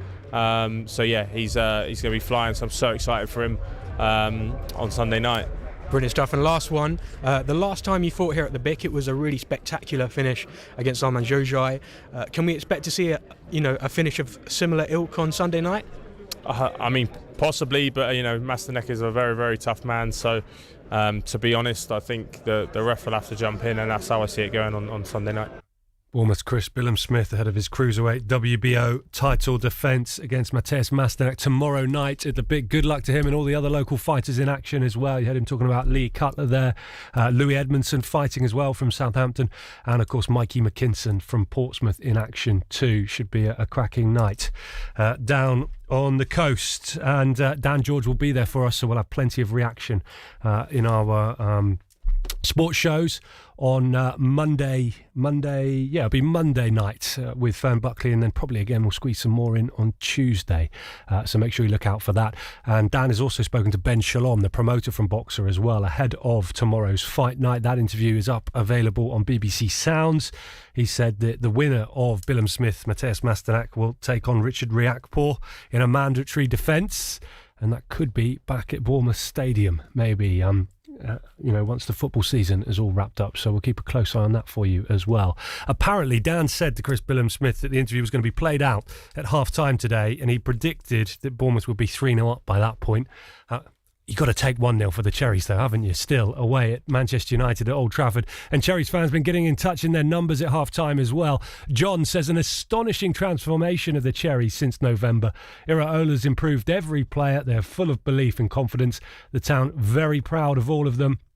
Also, can't remember a season where all our local sides have played so well at the same time. Yeah, it's looking good for us here on Solent Sport, John, at the moment. You're spot on. Thank you for getting in touch. Thank you for listening to BBC Radio Solent on this Saturday afternoon as well. Hello to Alan, says amazing first half of Bournemouth. Hoping the second half can be just as good. A great performance, says Wing. Could have been 3 up. And how many times have we said that this season about the Cherries as well? If they were more clinical, it could be even more goals ahead at half-time. Mark says, really good start, just need to keep it going. And hello as well to... in fact, the players are back out. So let's take you back to our games. We'll go to Vicarage Road, first of all, in the Championship. Watford against Southampton, goalless at half-time. 96.1 FM, digital radio in Hampshire, and Freeview 722 with Joe Tessam and Adam Blackmore. And next we're going up to Old Trafford. Bournemouth a goal up away at Manchester United, 103.8 FM, digital radio in Dorset, Freeview 726 and online via BBC Sounds in your smart speaker with John Williams and Chris Temple. Thank you, Clarkey. The Manchester United players are out on the field. And Cherries just going through their final little sprints with some cones on the floor over by the tunnel away to our left-hand side, and leading by 1-0 at half-time. Scored by Dom Solanke. They've had opportunities to have increased that lead as well, but have defended resolutely, industriously, and have got to keep that going over 90 minutes here. Second game, of course, in the space of 4 days, so a big physical ask with 10 of the 11 players who played at Palace or started at Palace also starting again this evening. Got through a lot of work in that first half, and we're standing by for the second. Cherries in their yellow and blue halved colours, blue shorts and yellow socks, kicking from left to right towards the end of the ground where their own supporters are housed away to our right. Manchester United red shirts, white shorts and black socks. Our referee Peter Banks gets us underway in this second period, and they go back to the goalkeeper. I'll give you the teams in full very shortly, but no half-time substitutions as Onana, all in green in the United goal this afternoon, clears it away long down the right-hand side. But the Cherries already winning it early with, down that right-hand side, the opportunity for Dalot. Round the outside it goes, low crossing towards the near post, and it goes behind for a goal kick. And John Williams, more of the same, I guess, in this the second half. The general view down in the press room has been that Bournemouth maybe could have been further clear. Yeah, totally agree. More of the same is definitely what we want. Just another goal would be nice, just to cushion the blow. And here's Solanke trying to do exactly that down the right hand side. He's away from Luke Shaw here. Dom Solanke, tight angle at the moment, tries to square it, can't get it through three sets of United legs on the edge of the 6-yard box. But again, a glimmer of an opportunity there with numbers arriving in the middle. Solanke couldn't quite get it out, and now Garnacho away down the left hand side. Cherry's got numbers back here, but Garnacho is capable of some magic, fires it across the field, and that bit of magic is not one of those, because in the hat was no rabbit. Out it goes on the far side for a throw-in. Yeah, both teams will feel they should have made more of the chances they had. One end of the pitch for us, didn't quite run for Dominic, and Garnacho the other end of the pitch trying to pick a teammate out, puts it out for a throw-in. Cherries have Neto in goal, Smith, Zabani, Senesi and Kirkes, then Cook and Christie, Semenyo, Clivett and Tavernier just behind Solanke. United, Onana in goal, Dalot, Maguire, Shaw and Reguilon, then McTominay and Amrabat, Anthony, Fernandez and Garnacho just behind Martial. Rashford among their subs.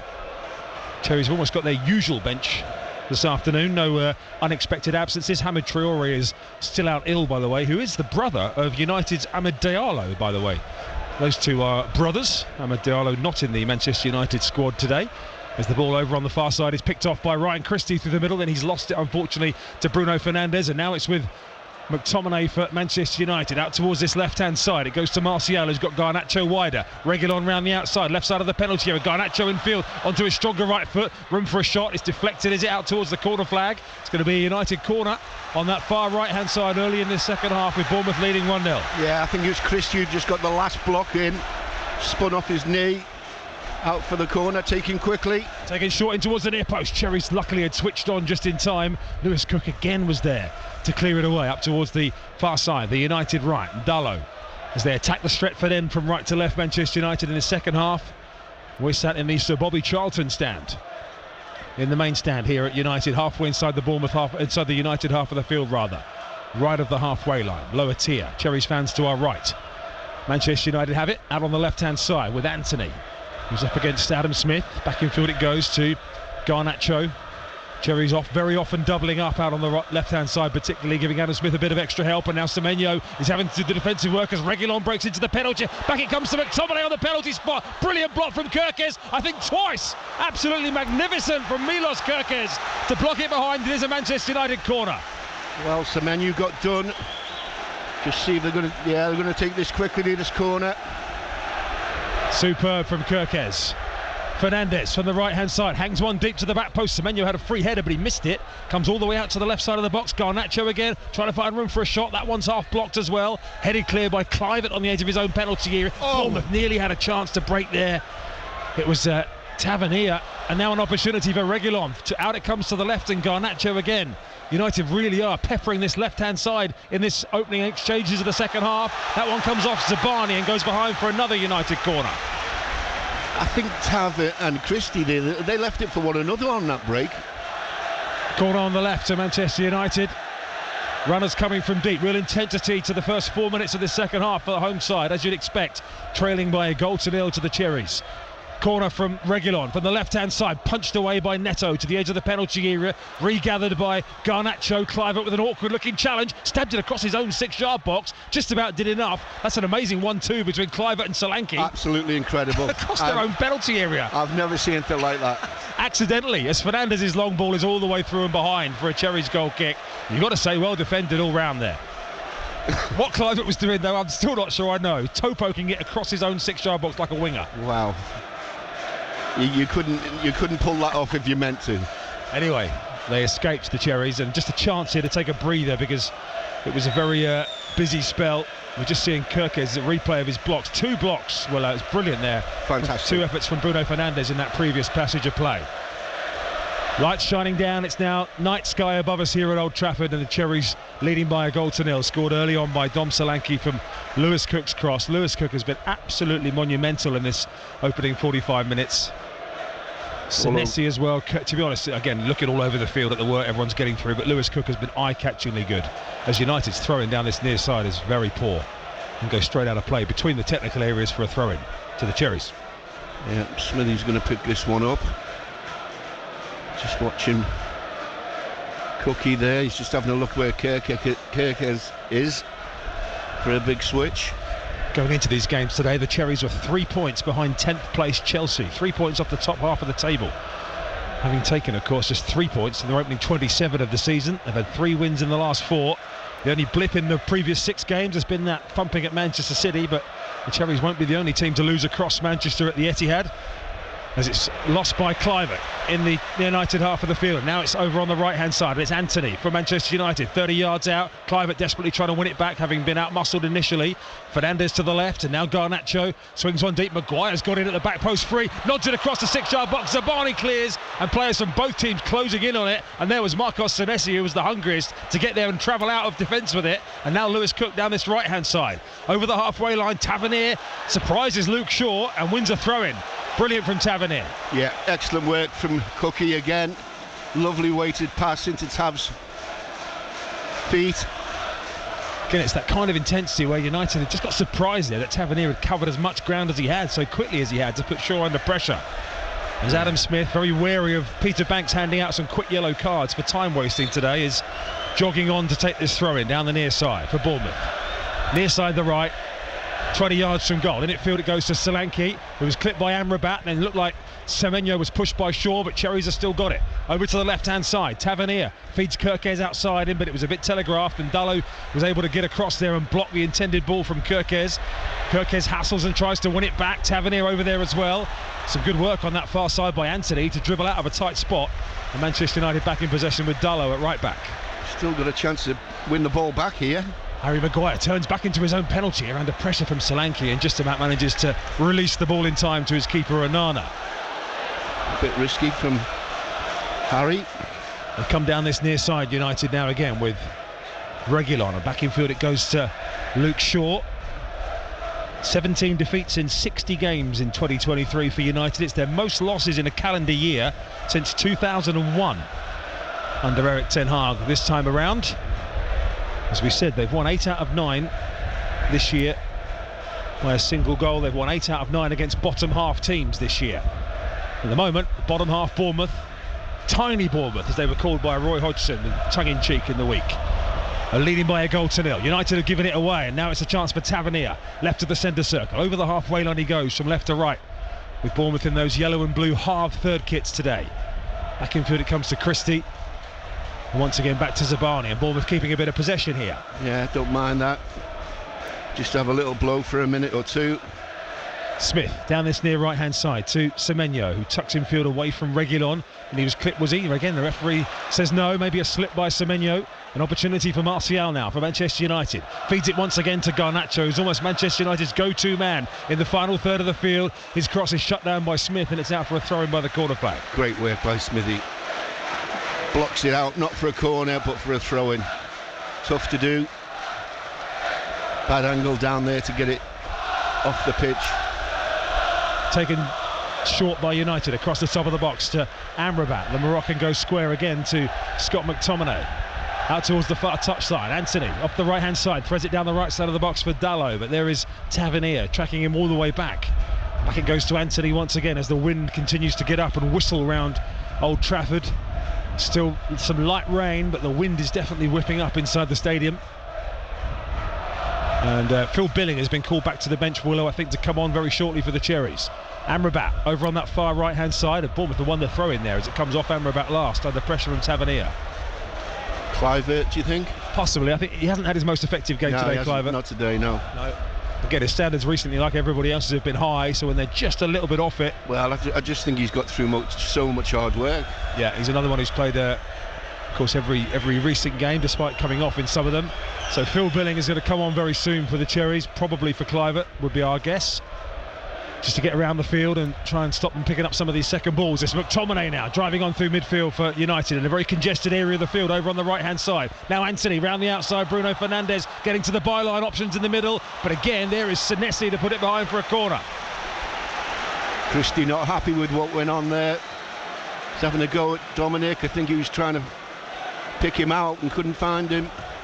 10 minutes into the second half, BBC Radio Solent, BBC Sounds, still Bournemouth by a goal to nil, and the cheers are because Rasmus Højlund is coming on for Anthony Martial, which is a Southampton has scored, by the way, through Shea Adams. That's a popular change, Willow, judging by the reaction here. Well, it is. I mean, Martial's absolutely devastated. He's walking past, dear me. He might go straight down the tunnel. No, he's coming right round to the bench, actually. Anyway, here comes the United corner, taken short by Fernandes to Anthony, left side of the penalty, whipped across the 6-yard box, brilliant header away by Senesi again at the near post, straight out towards the substitute. Oh, sorry, it's Garnacho actually on the left-hand side, and then he runs straight into Ryan Christie.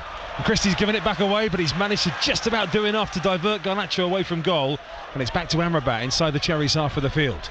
Amrabat fires one back out to the left-hand side to go to Garnacho once again, in towards the penalty spot towards Højlund, and that time it was Zabani who was there, and behind it goes for another United corner. Yeah, taking some pressure now, Bournemouth. Time to concentrate. It's a big cheer for Rasmus Højlund coming on, for someone who hasn't got a Premier League goal at all yet for United in 15 appearances. As it comes in for Reguilon from the left-hand side, the corner, the header down from McTominay, runs loose to the right side of the 6-yard box. Cherries have batted that off for the moment. Still an opportunity though, right side of the box for Bruno Fernandes. His ball to Anthony wasn't great. We are going to see Billing in a second. He's now walking his way to the touchline, stripped and ready, hung up towards the back post by United. Backpedaling there was Solanke, who didn't get a touch on it, and it goes behind for a Cherries goal kick. This is a wave of concerted United pressure and set pieces, Willow, but still the Cherries are resolute. Very resolute. I love that work on the far post there. Dominic and I think it was Smithy give him the information, let it run, Dom. Just helps massively with communication when your full-backs are telling them the centre-halves what to do. It's actually Semenyo coming off for Billing, Willow. Get another one, of course, he started in midweek as well, so we talked about not being able to play 3 games at full tilt in the space of a week. Semenyo is replaced by Billing with 57 minutes on the clock. He lasted an hour in midweek, did Semenyo at Selhurst Park, and he's done pretty much the same again. Down this near side it comes to Kluivert, who as a result of that has gone out wide on the right. Billing's dropped in as the number 10, and Billing's first contribution is to try and win a free kick off Amrabat, but again the referee felt that the players were going down easily, and it goes back to Harry Maguire in defence for United. Yeah, Kluivert's come out to this right hand side. United have it with Sofian Amrabat, the man on loan from Fiorentina, World Cup semi-finalist with Morocco. Out to the far side it goes from Garnacho, who's picked up a run in the middle. Excellent by Smithy. Adam Smith stuck to him like glue there all the way across the field and got a foot in, and then Christie got a clip by McTominay, but advantage played, and Ryan Christie over the halfway line. Bournemouth in the 59th minute, still holding that early 1-0 lead here at Manchester United, a ground on which they've never won in any competition ever. Rain getting up again, swirling around as we look up, shining down in the floodlights, rain moving in all directions. Difficult conditions out there. A day for slips for either team. You've got to be absolutely focused on your work today, as the Cherries now with Kirkes, who goes scuttling away inside a bit of space in the Manchester United half of the field. Kirkes almost to the edge of the penalty area, knocks it to the left. Tavernier, early cross in, Solanke moving away from goal, challenging with Shaw, and Fernandes is there, but he's overrun it, and now it's Ryan Christie winning it back.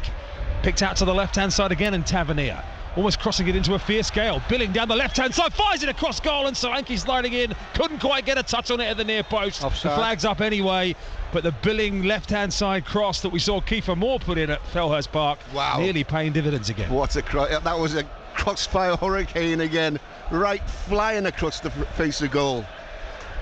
United take the free kick short. Just having seen that initial cross from Billing, he wasn't offside, but Solanke was when the flag eventually came. Up to the halfway line, where Højlund is having a real battle here with Zabani. The big Danish striker falls to the ground, and the referee gives the free kick in United's favour on this occasion. Someone's kicked the ball away. No, it's Højlund who's been booked for the imaginary yellow card again, Willow. Yeah, he did. People aren't learning. Why aren't they learning about this? Why aren't players learning that if you now show the imaginary card, you get one? They're learning as they go. Well, they're learning. Them. I know, absolutely. They're learning as quick as they can. The ones that will get done are the ones that don't learn quickly. So Højlund into the book, holds out his hand to say, what did I do? Well, evidently, I didn't see it, but evidently the referee, yeah, there you go. An imaginary yellow card. You'll see it now. The challenge between Zabani and Højlund. And now a free kick to United, just over the halfway line on this near side. No doubt about the free kick, and you're right, Willow. There is the imaginary yellow card. We're just getting a shot on our monitor. Fernandes clips it into the edge of the penalty area for United. It catches in the breeze slightly and had more on it than he hoped. Out towards the right corner of the box. Picked up by Harry Maguire for Manchester United. Still trailing 1-0. Whipped in by Anthony McTominay with the header. Straight down the throat of the Cherries keeper Neto. Yeah. No real pace on it. Quite easy for Neto. Only concerning thing is he did get a free header. So McTominay, the United top scorer with 6 goals. As the few jeers for the amount of time that it's taken Neto to release the ball, the Cherries goalkeeper. Goes for the old school, hands out of the hands volley, down the field Neto, and Bournemouth have it back at the heart of their defence with Senesi, who took a charge. There's a flag up here, Højlund's going through, player's been stopped. It's a very early flag. And right back towards the centre circle. Bournemouth got themselves unnecessarily in a tangle there, Willow, from Neto's goal kick. Well, he did, but didn't it come off a Bournemouth player last? I couldn't understand how he got offside. I think Lewis Cook got a touch on it. We're just seeing a replay now as it's headed, or it should be initial header forward actually by Maguire, and then Højlund came back and got involved from an offside position. So same phase of play there, judging. Wow. As Zabani takes the free kick for the Cherries inside their own half, out to this right hand side. Bit of a let off, that one. That's the voice of John Williams, former Cherries defender and assistant manager. This is BBC Radio Solent and BBC Sound. Southampton leading at Watford 1-0 through Shea Adams. Pompey Bolton live with us, first against second in League One on Monday night. All the build up from 6 from Pratton Park. United fans getting grumpy as their players aren't closing the ball down, and Bournemouth are able to just pass it around at the moment in the centre of midfield, and it goes back to Zabani. And much like at Crystal Palace, all the time it's 1-0. There's just that element of edge to everything as Christie wins a throw-in on this near side, just over the halfway line. They've got Bayern Munich to come in the week, United in the Champions League, and then Liverpool in the Premier League. So 2 massive games coming after this one. So when they looked at the run of Chelsea, Bayern, Liverpool and Bournemouth propped in the middle of it, fans would have been looking at this as a gimme. He's got to be careful here, Smithy. He's taking a while. Smith with the throw-in down the right-hand side, flicked on by Kluivert out towards this near touchline, the Cherries right, and Solanke who's holding it up.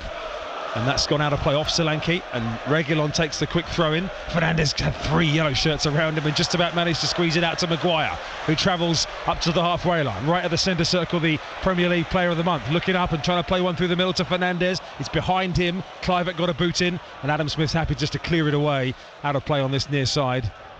And Andoni Iraola, very sportingly, with his team leading 1-0, stops the ball, catches it and gives it back to Manchester United for their throw. Too nice, Andoni. Yeah. Hasn't he seen English football before? He should be overhead kicking that into the stand. Anyway, he's a winner here, of course. As you heard Jordan say earlier on, if you were listening to our pre-match build-up, Iraola won here with Athletic Bilbao as a player. Nearly scored a wonder goal as well, dribbling round 3. In his days as a right fullback in the Spanish La Liga, as United just taking a chance again inside their own half. Amrabat it was, who plays it rather aimlessly across the field eventually, and it's picked up by Anthony. It's Christie, he just took a chance going on his other shoulder, and it nearly paid off. Far side the right for Manchester United with Anthony. This is a good day for Jadon Anthony to be out on loan at Leeds, by the way, because when you've got Jadon Anthony and Anthony on the same field, it gets very, very confusing. Anthony Martial has now gone off, so there's only one Anthony. Up to the halfway line it comes. for United. Alejandro Garnacho turns away from Smith on this occasion. Garnacho driving on down the left-hand side. Smith again working back to close down the space. It goes square to McTominay. Such a lackadaisical touch from McTominay for it to break down. The fans are again really frustrated with that, but Manchester United have it back. The ball in from Bruno Fernandes to Højlund, edge of the penalty area. Little 1-2 between those two. Rasmus Højlund drags it with his left foot, still not clear by the Cherries. Now it's Anthony, right side of the penalty area. Brilliant block again. Superb stuff. Kirkes involved yet again in getting his body in the way, and Bournemouth from the edge of the box with Lewis Cook have cleared it away. Out for a throw-in on this near side, is it? No, Kluivert's just about kept it in, and now Lewis Cook bombing on down the right-hand side with another run. Superb energy from Lewis Cook, still going. Wants a free kick, but Bournemouth has still got it. Kluivert down the right-hand side, halfway inside the United half of the field. Goes back to Lewis Cook, who I'm not sure wanted it there. He'd like to take a bit of a breather as Ryan Christie down the right-hand side finds Kluivert. Chaotic spell of defending, Willow, but they threw their bodies in the way. It's back on halfway. Absolutely magnificent. That's all you can ask. Take one for the cause. I think it was Kirkes who got the crucial block in again. He's on the ball left of the centre circle, Milos Kirkes. Back to Christie on the centre spot. Lewis Cook was just, he was taking a breather a moment ago from the work he got through as Christie feeds Kluivert out on this right-hand side, running at his fullback. Right corner of the penalty area, Justin Kluivert along the top of the box, could do with offloading it. He finds Billing accidentally, I think. Billing towards the back post, Tavernier coming in just over his head and all the way through for a goal kick to United. I was just waiting for him to leap and head it back across the far post. Must have been too high, as you said. Don't know if the wind caught it as well, perhaps. Yeah, certainly the wind is playing a factor on a few crossfield balls. We've played 65.5 minutes this Saturday afternoon at BBC Radio Solent. Manchester United 0, Bournemouth 1. The early goal from Dom Solanke. Cherries have been under a lot of pressure in this second half. Have had chances to make it 2. Solanke hit the post in the first half as well. At the moment, it's fits and starts their attacking play. They've got to make the most of opportunities when they get them. Here's Kluivert again. Right corner of the penalty area. Out wider to the substitute Billing, who just replaced Semenyo if you've only joined the commentary late or you missed a bit. Lewis Cook, ball into the inside right channel for Tavernier, but it was well read by Luke Shaw. Yeah, I'm not sure what Phil Bill was trying to do there. We were right in the corner of a really good situation and went backwards. That's a good ball from Sofiane Amrabat, and now United in a bit of space, started by the Moroccan. Anthony, right corner of the air up with Senesi. It's Diogo Dalot continuing the run into the side netting. Good counter from United, but when the fullback arrived in the penalty area, the Portuguese lashed it into the side netting. Well, from a Man United point of view, I mean, he's got to go for the other side of the goal, hasn't he? I think he's got to square it, hasn't he? Yeah, anything but what he did, thank goodness. Just smashed it into the side netting. Again, sometimes the more desperate you get, the more you can make rash decisions. Absolutely. I mean, Højlund's there for a pullback, Willow, just having seen the replay. Yeah. Just Phil Bill just needs to get up to speed with the game. He's having a bit of a... I know it's awkward when you come on. The last 6 match rounds before this one, Arsenal 15 points, Liverpool 14 and Bournemouth 13 were the top 3 points haulers. And at the moment, the Cherries in a promising position here at Old Trafford. There's a free kick given for the challenge by Kluivert on Reguilon down this near side, and a free kick rather to United inside their own half. I mentioned Iraola's victory here, by the way. That was part of knocking Manchester United out of the Europa League in 2011, not just winning here with Bilbao, as Shaw plays it forward, up over the top, looking for the run of Amrabat, but easily read by Zabani. Now Dom Solanke with a chance to run. He's got 3 red shirts around him at the moment, away from McTominay, to the left side, and Tavernier. Phil Billing at the back post is unmarked. The ball in towards Billing, who heads it in, and Bournemouth all of a sudden have a 2-goal lead at Old Trafford. Their attacking moments have been few and far between in the second half, but boy have they made them count as Phil Billing off the bench puts the Cherries 2 up. Absolutely magnificent. Masney made me words. I thought he was struggling to get up to speed with the game, but he powered in on the far post, punched the ball past the keeper with his head. Absolutely fantastic. Puts us in a strong position now. Well, again, brilliantly worked over to the left-hand side. The cross at the back post, great awareness as well. Phil Billing was spotted. It came from Luke Shaw's ball forward. When we look at the early intervention, it came from Zabani. He won it. Solanke drove to the edge of the penalty area, fed it to the left to Tavernier, and as Tavernier floated one to the back post, Billing came climbing in above a flat-footed Luke Shaw and planted the header into the net. Yeah, he's got a full head on it. Just too tall for Luke Shaw. That's what you need to do. You can get situations on the far post, line yourself up with somebody who ain't the biggest, and the ball comes your way, you've got a great chance. I think it's gone in off the back of Shaw's head. Yeah. Well, Phil Billing has been maligned for not jumping his height, Willow. We've talked about it before, how I think he knows he should be better in the air himself. No problem with that whatsoever. That was a great, almost centre-forward, number 9 header. Fantastic header, done everything right. Eric Ten Hag has gone and sat down on the Manchester United bench with a quizzical, bemused look on his face. This is a Manchester United team who had 28 shots against Chelsea in midweek, expected goals of 4 point whatever. One of their best performances in recent times, and they're 2-0 down at home to Bournemouth. There is still time. We know what Manchester United are like here when they get up ahead of steam at Old Trafford. 20 minutes is going to be a long 20 minutes, but Bournemouth have got themselves into a superb position. Sinistera coming on soon as well. This vulnerable time for the Cherries, they've got to be careful. Lewis Cook's giving it away. He's got a bit of cramp, I think, as well, as Fernandes has it. Left-hand side of the box. Here's Garnacho trying to go around the outside of Smith, who's had a good game against him, in towards the near post. And a goal kick, the decision, as Højlund stuck out a boot. And it goes behind, actually, off McTominay in the end for a goal kick to the Cherries. Yes, Cookie there just went down, didn't he?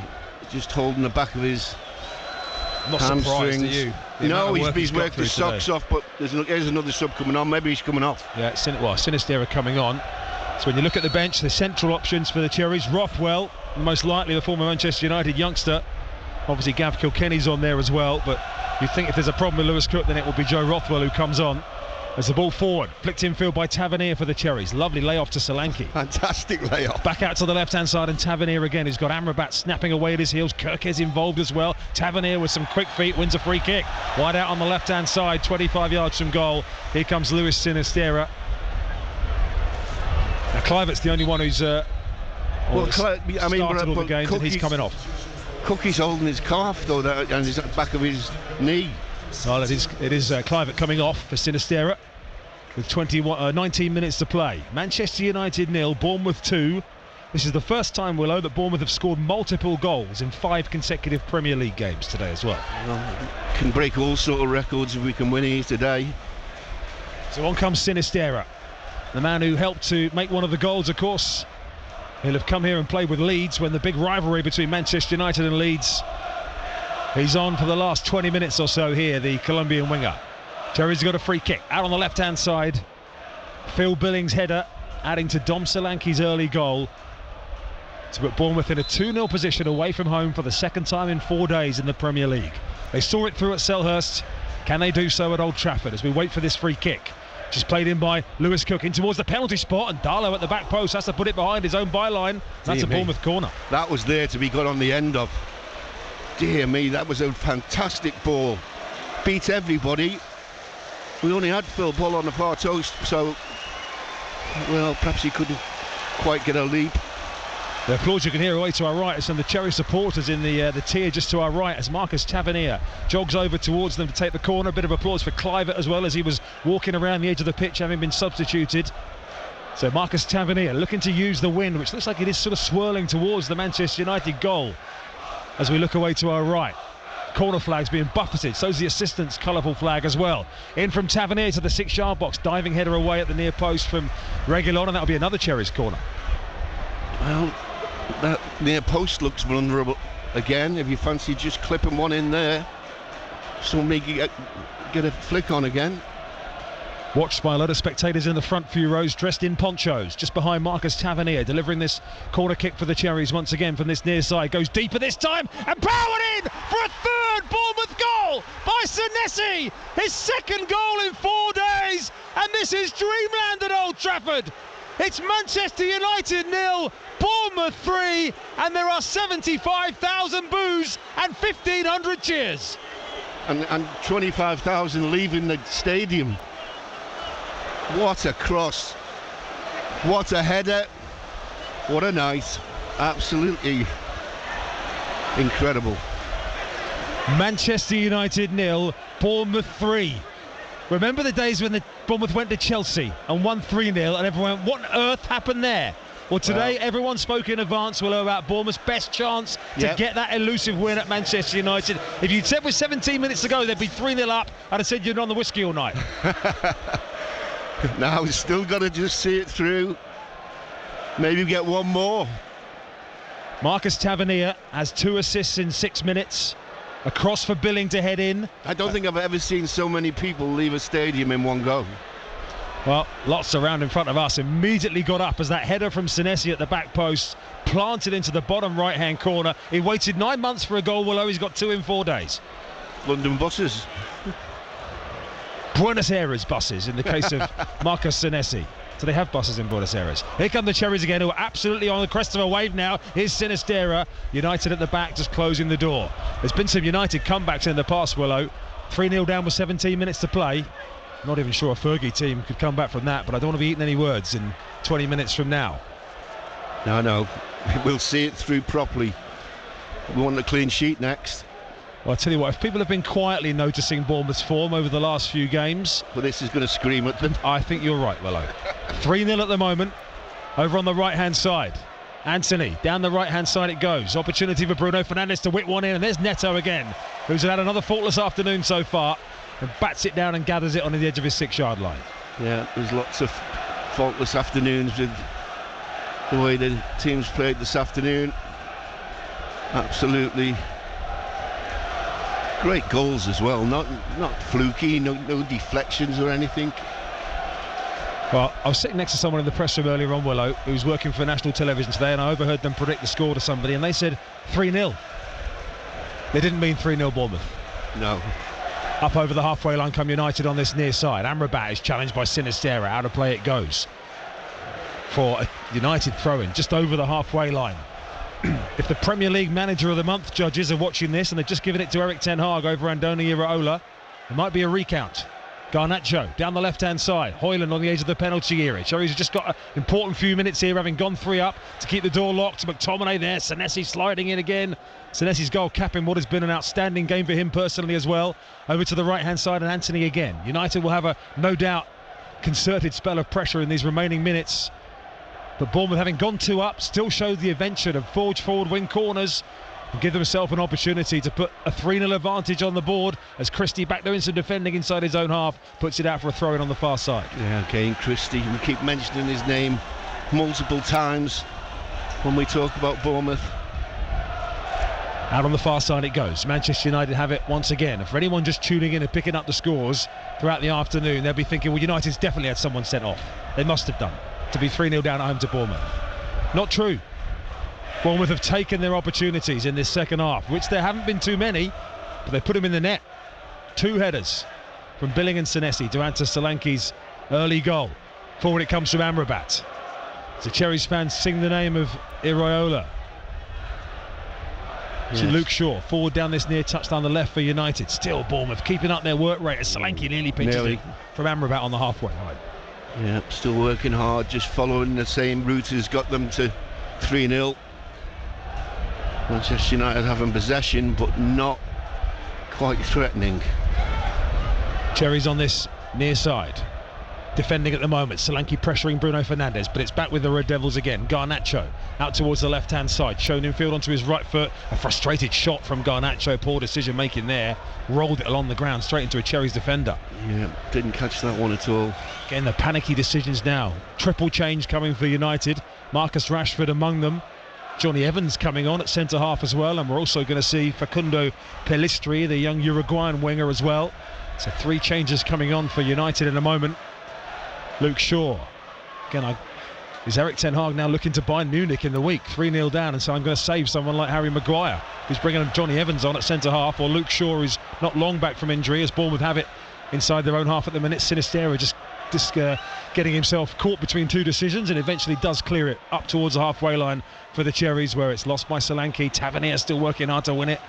Now Darlow driving forward for United, over here, and that sums up their day. That's going to go all the way out for a throw-in by the corner flag. Dear me. Here come the United changes then. It's Anthony coming off and Pellistri coming on. He'll go over to the right-hand side, I would imagine, just as the United subs are standing there. The white numbers on the back of their Manchester United shirts are getting buffeted. Yeah, Luke Shaw off, as I just speculated, Willow, not long back from injury, so yeah, maybe protecting him yet. Yeah, Johnny Evans is on. And the third change is going to see Garnacho off and Rashford on. Well, we've just got to He's had a bit of illness this week, Rashford. Scored in the last 3 meetings here between the two sides. Marcus Rashford has got a lot to do to help his team back from 3-0 down here with 11 minutes to go.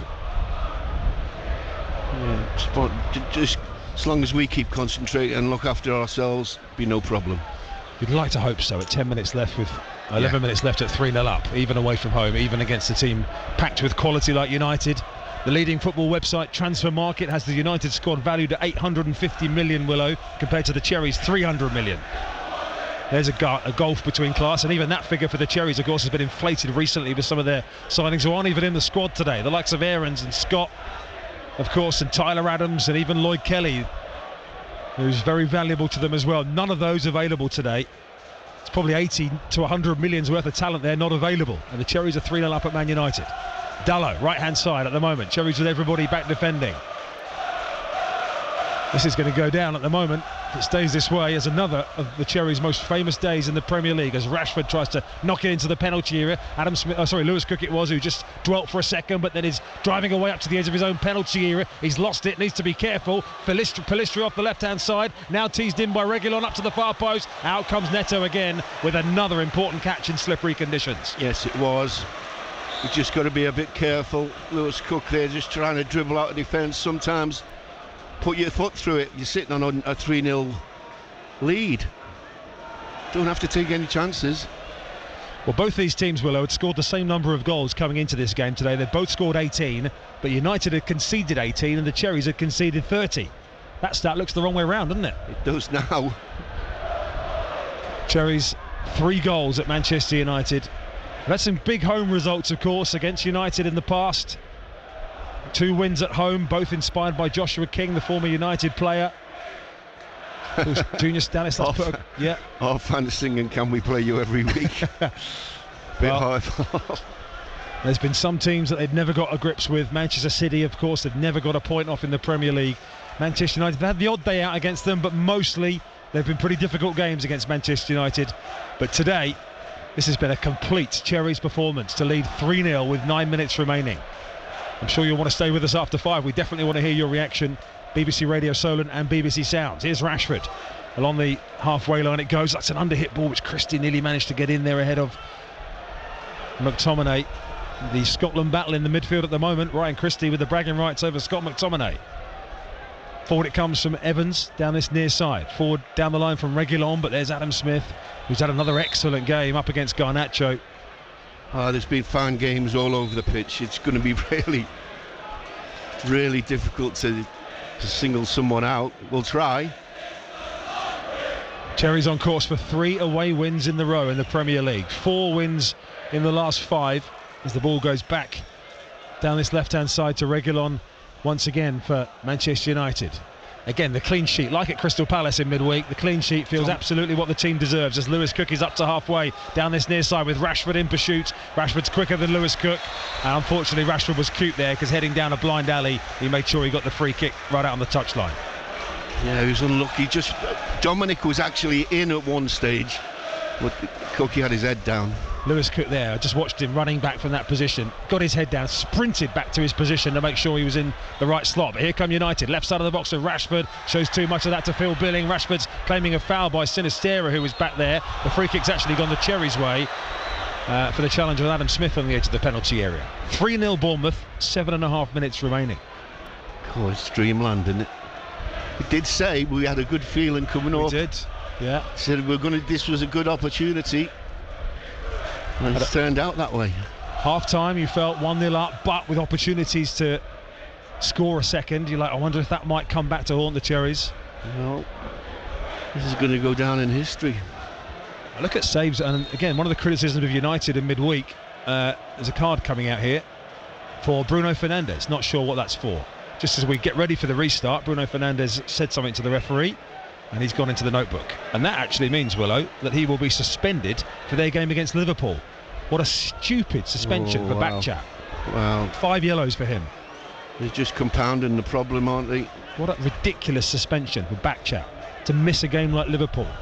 5 yellows. Senesi, by the way, is on 4 yellows for the Cherries. He's the only one in danger of a suspension. He's got 3 in his last 3 games. Yeah, but I mean, he's kept his Yeah, it's been nothing. Nose out of Yeah, business, hasn't he? And just stayed nice and calm. Getting to the halfway point of the season, the turn of the year is the cut-off point for those bookings to be reset. As Solanke has it on this near side for the Cherries. 3-0 Bournemouth lead here. Yes, 3-0 Bournemouth lead if you are just tuning in at Manchester United. And Billing has picked it up here and going past Maguire. Phil Billing down the right-hand side of the box. Options at the back post. Solanke, it was just behind him. There were others behind him better placed. But Solanke's striker's instinct, he went for a flick. Yeah, he did. I think he tried to get it with his heel, didn't he? Bruno Fernandes with a long ball over the top here. Rashford chasing it on. 2 defenders across there with him. Rashford into the penalty. Tries to go past Zabani, who wrestles him. Referee Banks crosses his arm, says no penalty. The Stretford end thought it was a penalty. Zabani was just strong as an ox there. Yeah, he just stood his ground. Quite right to do so. VAR, Paul Tierney, of course, will be looking in the background, but the game continues. Peter Banks, the referee, was unequivocal. There was no offence. Here comes Pellistri for United over on the right hand side. Round the outside it goes. Opportunity for a cross to come in here. It's blocked by Kirkes again.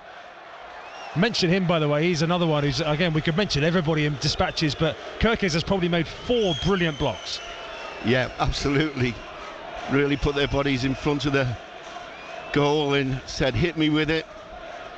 Just need this clean sheet. Don't want to concede. So it's a corner to Manchester United over on the right hand side, which Dalot will take. 5 minutes to play. The Cherries fans singing continuously to our right hand side, those who've made the journey up from the south coast. In it comes to the near post, flicked across goal, and in the end the last touch is off a Cherries player. It'll be another corner as it went behind at the near post. I think it was Sinisterra who got the touch on it. Yeah, again Smithy will be telling his players get the clean sheet. Corner comes in again, right under the crossbar, and there is Neto, who today has honestly caught everything. Well, he has, and he hasn't had an awful lot to catch, in all fairness. I think he's had 4 or 5, but he's done it very well. Brighton have equalised against Burnley. Big game coming up for Brighton in Europe against Marseille as they look to try and top the group later in the week, and they've got themselves back level against Burnley in that game. As Neto launches a long one down the field. Stay with us after 5. All the reaction from what will be an overjoyed Cherries camp if this result is seen through. 3-0 up. Lewis Cook's in there again to win it back, and Solanke is onside in the penalty area and knocked back to his goalkeeper by Reguilon. In fact, Solanke was offside. Referee's playing an advantage. The flag did go up. Yeah. And Willow, there's so many people leaving, you can almost see the letters Manchester United on the seats on the far side. I know, I've never seen it quite like this. Down the right-hand side come United with Pellistri, but Christie and Kirkes between them are there and have one ball with a throw-in and a high-five and almost a fist bump, chest bump between Christie and Kirkes simply for winning a throw-in. 5 or 6 minutes, do you think? There's 3 and a bit minutes left of the game as we see 2 more subs for the Cherries. Ouattara on for Tavernier. And I think with Lewis Cook's issues, Willow, we are going to see Joe Rothwell for Cook as a precaution for the remaining minutes. Lewis Cook coming off. He's my player of the match today, Willow, Lewis Cook. Yes, yeah. Just have a think, but definitely not far behind with him, with Lewis. He's been all over the place. Off goes Tavernier, double hand slap with Dongo Ouattara, and off comes Lewis Cook to applaud the Cherry supporters away to our left-hand side, and to be replaced by the former Manchester United man Joe Rothwell, who never played a first-team game here. He's on, hasn't got on the field recently. Such has been the form of Lewis Cook and Ryan Christie in those central roles. He's not even got on for a few minutes, Joe Rothwell.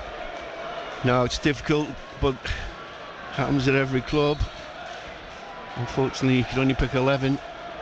We'll talk about the Cherries' clinical edge today, by the way, as they're all up towards the halfway line. Their expected goals today has been 0.87. They've got 3.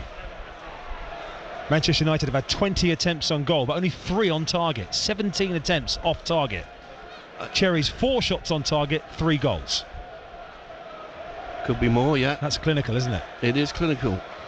Missed a couple, of course, and that's not including Solanke hitting the post as well. So 5 if you include that, which officially they don't, but it's as good as, isn't it, nearly? As the ball is on the halfway line with Bruno Fernandes into the last 2 minutes. BBC Radio Solent, BBC Sounds across the UK as well, and via the Cherries website, wherever you're listening to Manchester United 0, Bournemouth 3, and United have nearly given it away. Maguire was casual on the halfway line. Billing, buoyed by that goal, still chasing on. I reckon there's a couple of Cherries fans, Willow, over on that right-hand side, who might have stayed up last night, maybe came up for a weekend of it, they're going to be on their phones in about half an hour, booking a hotel for tonight and having a second night out. Surely. Good luck to them. Make a weekend of it. I wish we could. The ball is on this near side with United once again. Reguilon, just lightweight, just gave up there, Reguilon.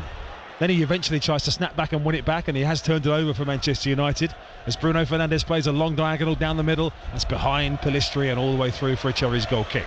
1 minute of the 90 to play. 3-0 Cherries. Solanke, Billing, Senesi. Some of the reporters are leaving the box here. What's going on? I don't think they're that one-eyed. These will be media staff who are heading down for their post-match duties with a Manchester United coach on. Simon Francis is sat a few seats to our left, Willow, just across the gangway. He's got just about cracking a smile across his face. I'll bet. Came up as the technical department representative today, just sat next to the Cherries president of business, Jim Frivola, in the director's box, which I've got to say hasn't been anywhere near full today. Bournemouth doesn't get them out to fill the director's box. Pretty poor turnout from those who were in the padded plush seats. And if those that have been here today have seen Bournemouth turn in a masterclass Premier League away performance as Smith is fouled by Bruno Fernandes, and it's going to be a free kick to the Cherries just short of halfway. And here comes the board from the fourth official, Anthony Taylor. 6 I'm going for. There's been a lot of subs. Yeah, maybe not quite that much. Mudgy Smith's injured again here, so we'll wait and see. This will get added on as well. But the number on the board from Anthony Taylor is a 5. 5 minutes added. Smith is just getting back to his feet very slowly. Realises that no extra time is needed to be wasted at this stage. He can just get himself back going. And another famous day to be written in the history books. Willow, you had some famous ones, or the team of 1984 had a famous one at home to Manchester United when the underdog stakes were a little bit bigger than they are today. There's no doubt Bournemouth were big underdogs coming here today. They've made a mockery of not the form book so much, but certainly the expectations from those outside of the Bournemouth camp. 3-0. And Old Trafford, I would say, Willow, as we come towards the final whistle, is probably nearly half empty. Yeah, it's absolutely the most incredible sight, you know. Unbelievable. Back to Onana. We want to hear from you post-match. Willow will be here for half an hour or so to listen to your thoughts coming through on tweets and texts. That's Solent Sport on Twitter. Text 08000 321 333. A misplaced pass by Rothwell there. Just got the defenders moving quickly. Zabani stepped across to make sure Pellistri didn't get there and cleared away by Neto up towards the halfway line. Now it's with Billing down this right-hand side. Christie still chasing on every single ball down the avenue, trying to put Amrabat into trouble, which he nearly managed to do inside his own half, and the Cherries have won it back. Sinistera, and here's an opportunity for the middle for Ouattara. Ouattara to make it 4! Dongo Ouattara puts the icing on the cake and the cherry on top. And boy, have the Cherries been on top here at Old Trafford. It is 4-0 to Bournemouth away at Manchester United. The substitute Dongo Ouattara with the crowning glory. Unbelievable. Well, we've just witnessed something here tonight quite incredible. You know, we knew we were getting better and better as the last 4 games have gone on. But 4-0 at Man U, come on. Stop it, John. Right, where's that? Absolutely amazing. Where's that hotel booking website, Willow? We're staying. Yeah. Unbelievable. And that all came from Ryan Christie's industry, by the way, yes, Willow. It did. Pressured Amrabat into the mistake. Maguire got caught. Yeah. And as the ball was eventually put through the middle for Ouattara, 2 bites at the cherry as the keeper came out, slotted it low. And that will be a moment Dongo Ouattara will remember, and Burkina Faso will be going wild as we speak as well, to score on a stage like Old Trafford. Listen, these players will never forget this till they go into my age. This sort of game sticks with you forever. Well, they're just checking, Willow, for a handball possibility here, which would be a real shame for Ouattara as he came together with the keeper. It bounced back off Ouattara. I didn't see that, did you? No, I didn't notice anything in the real time. Let's hope that's not going to be ruled out. You'd be gutted for Ouattara. The referee is still waiting here. Ouattara waiting on nervously. The camera closes in on Ouattara's face. You can almost see please, they're saying, as it hits Ouattara. It's very difficult to see where it's hit him from the replay we've just seen. You can't do anything about that. VAR are checking. The referee is walking slowly back towards the Manchester United penalty area. It's no goal. What a shame, Willow. Absolutely. Oh, that's an absolute choker. Handball for Ouattara. Rules out the goal. Wow. Oh, gutted about that for him. So only 3-0 it remains, Willow. Yeah, unfortunately. Here come United at the other end now. Let's keep the clean sheet solid from the Cherries with the best part of a minute and a bit to play of these 5 minutes. Don't be distracted by that. It's very important for just to put the finishing touches to the performance, to see that clean sheet through. Forward it comes from Bruno Fernandes over the top. Kirke's jumping. Out comes Neto, the Cherries keeper. I'm absolutely gutted for I Ouattara. am too. That was just finishing it all off so nicely. And how much bigger a win does 4-0 sound than 3-0 as well? A lot. It does, doesn't it? Just the edge between a hammering and a comprehensive win. Yeah. Anyway, 3-0. Let's not let that become the main talking point, because the talking point has been how effective Bournemouth have been today. And Andoni Irola's got everything absolutely spot on with his tactics, his selection. The team have been tireless in their work, and they're still doing so, still chasing that fourth. Maybe they can get it, as United are at the back. Ouattara nearly stole in there past Johnny Evans. With Rothwell, couple of misplaced touches there. It's still bouncing around, and Rothwell knocks it back to Senesi. And there are 30 seconds left of the 90 minutes as Zabani, who's had another really impressive game, continues to go every week. Cherries fans are olaying in stoppage time away at Manchester United. Oh my goodness. And not a Bournemouth team hanging on for a point. It's with Sinistera rather, right out on the right hand side, and it goes out of play off Amrabat, and a Cherries throw in. Last few seconds. Andoni Iraola, well, he's got the full length of the touchline to walk down. He'll walk to his right to thank the Cherries fans, and then he's got a big smile on his face, I'm sure, when that whistle goes any time now from referee Peter Banks. And it's with Smith for a throw in. Bournemouth just winding the clock down inside the Cherries half, inside the United half of the field. Sinistera off the right hand side, flick forward by Smith down the side of the box. Sinistera's got away from Johnny Evans. Sinistera, square it goes to Dom Solanke. Maybe a chance still of a fourth. Comes back to Christie, edge of the area, trying to get past two red shirts. They've got everybody back, United. Down the left side it goes. Christie, still not quite dead. Bournemouth are keeping the ball. Now Rothwell, edge of the penalty area. Christie again. Still they haven't put the cross into the box. Time's going to run out on them in a minute. Christie, he just stumbles, but he manages to keep it going. And he goes back towards the halfway line, and now the Cherries will just keep the ball. And they had a moment there to try and sneak in for a fourth. Then it's given away by Senesi. Down the left-hand side, Bruno Fernandes' early ball. Down the right side for Højlund. Senesi desperately trying to get back on terms. Out wide on the right-hand side, though, the Dane Højlund. Still he has it. Rasmus Højlund flicks it down the far side. Christie's got back there to slide in. Fantastic. Absolutely superb work from Ryan Christie. And he wins a throw-in as well, Ryan Christie. That's and it. Peter Blanks blows the full-time whistle at Old Trafford. It is a day to be etched in the history of AFC Bournemouth.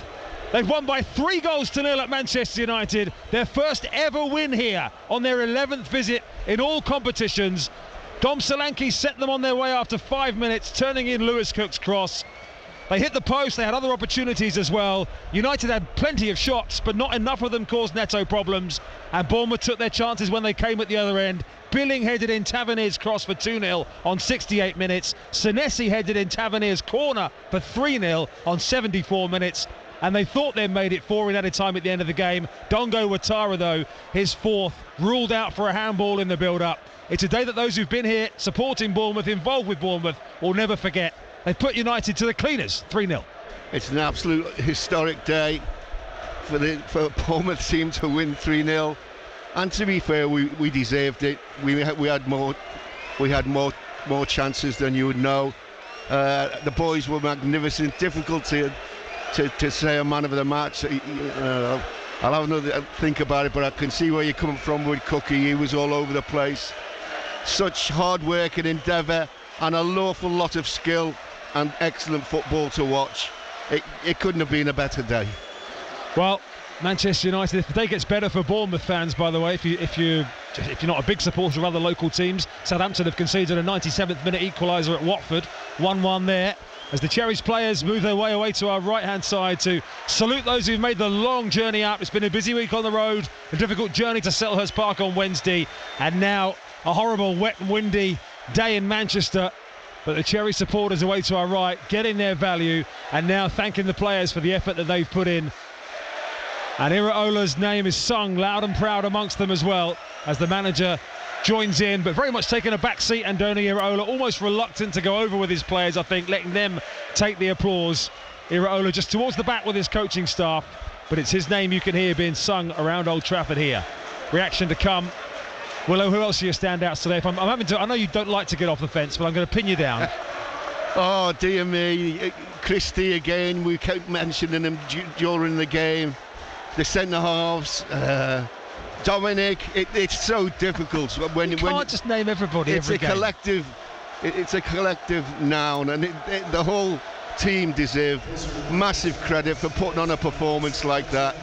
But I'll sway with you once, unless I'll have a think. But Cookie he seemed to be everywhere, didn't he?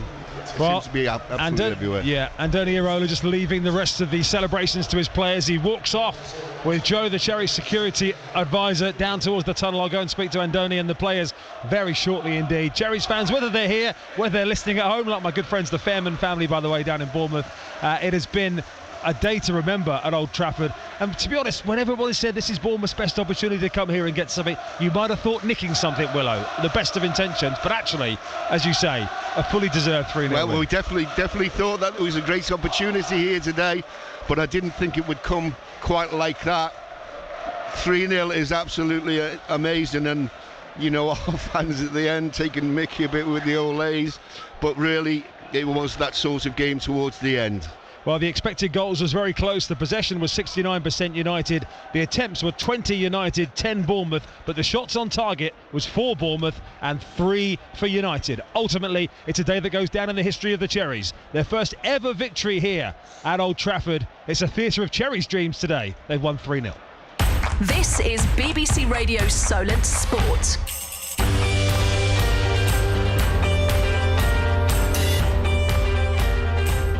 Your headlines at full time as we just tick past 5 o'clock on Solent Sport. In the Premier League, it's been a historic afternoon for the Cherries. Forward to McTominay, well read by Lewis Cook though, down the right side of the penalty. Low ball into Solent, and Bournemouth have stolen in front! Lewis Cook stole the ball, drove it across, and Solanke stroked it in. And the Cherries' travelling supporters who came with hope and belief today are in raptures away to our right as Bournemouth lead at Old Trafford inside 5 minutes. To the left side and Tavernier. Phil Billing at the back post is unmarked. The ball in towards Billing, who heads it in. And Bournemouth all of a sudden have a 2-goal lead at Old Trafford. Their attacking moments have been few and far between in the second half, but boy have they made them count as Phil Billing off the bench puts the Cherries 2 up. Absolutely magnificent. Tavernier delivering this corner kick for the Cherries once again from this near side. Goes deeper this time and powered in for a third Bournemouth goal by Senesi. His second goal in 4 days, and this is dreamland at Old Trafford. It's Manchester United 0, Bournemouth 3, and there are 75,000 boos and 1,500 cheers. Wow, what a win for Bournemouth. Could have been 4-0. Dongo Watara with one chalked off right at the end. 3 points in the bag, a third consecutive away win for the Cherries. 5 games unbeaten, now up to 13th in the table, 10 clear of the relegation zone.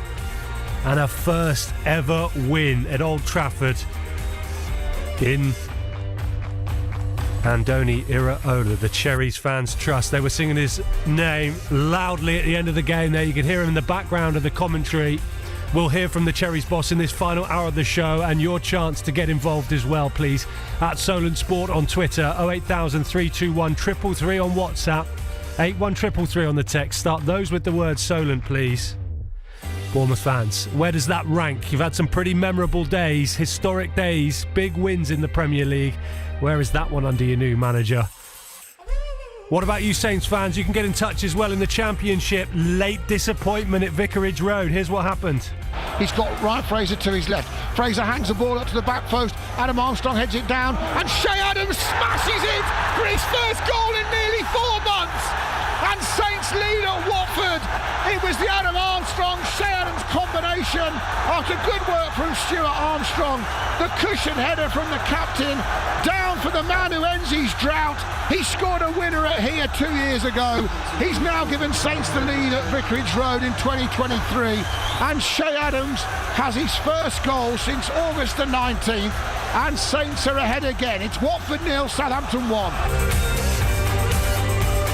Bayo got a header down, it's not bad, and then the long distance shot.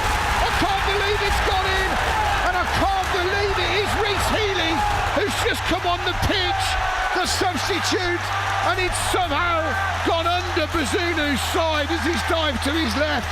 And Watford have rescued a point here and denied Saints 2 in the promotion race. Reece Healy, almost his first kick of the game, in the 97th minute, has given Watford a leveller. It's Watford 1, Saints 1. 2 points dropped for Saints at the end, but they go 12 games unbeaten. Just wasn't to be a third consecutive win. 3 points now the gap to Leeds in third. Reaction from Russell Martin to come. We'll head back to Vicarage Road and speak to Joe Tessam as well. Your reaction, please, Saints fans. I'll remind you of the ways you can get in touch again. At Solent Sport on Twitter, 08000 321 333, the WhatsApp number.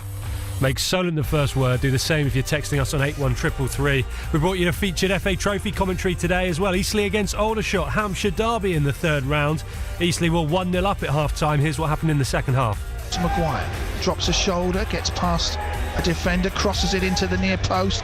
It falls. It's going to be an opportunity for McCallum. He scores! A poacher's goal to make it 2-0. Good cross from Maguire caused chaos. Aldershot didn't clear it. Who is there to score his 19th of the season? Who else?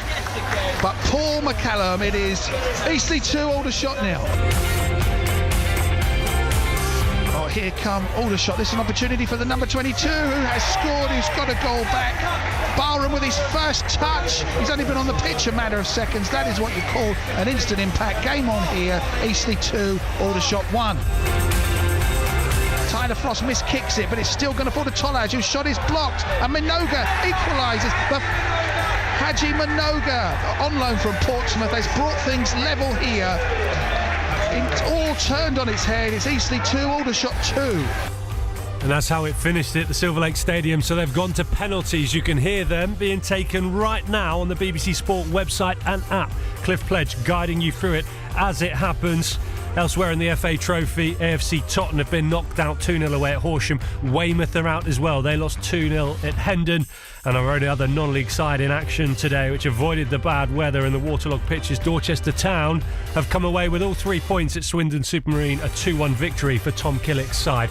Coming up next, we're going to Old Trafford to speak to John Williams, where Bournemouth have won for the first time in their history. You're listening to the home of live sport across the south. BBC Radio Solent Sport. Saturday night is the time to showcase your talent on the BBC. Thank you so much. From 6, BBC Upload brings you the best in new comedy, poetry and spoken word. Upload is a great way to reach a new audience with my spoken word poetry. From 8, BBC Introducing. I want to thank you for the support, playing my tracks on the radio. Supporting and championing new music made right here. Thank you so much. Honestly, that means so much to all of us. BBC Upload and BBC Introducing. Just a few clicks and then the next thing you're getting played on air. Saturday night from 6 or anytime on BBC Sounds. BBC Radio Solent. Jordan Clark. BBC Radio Solent Sport.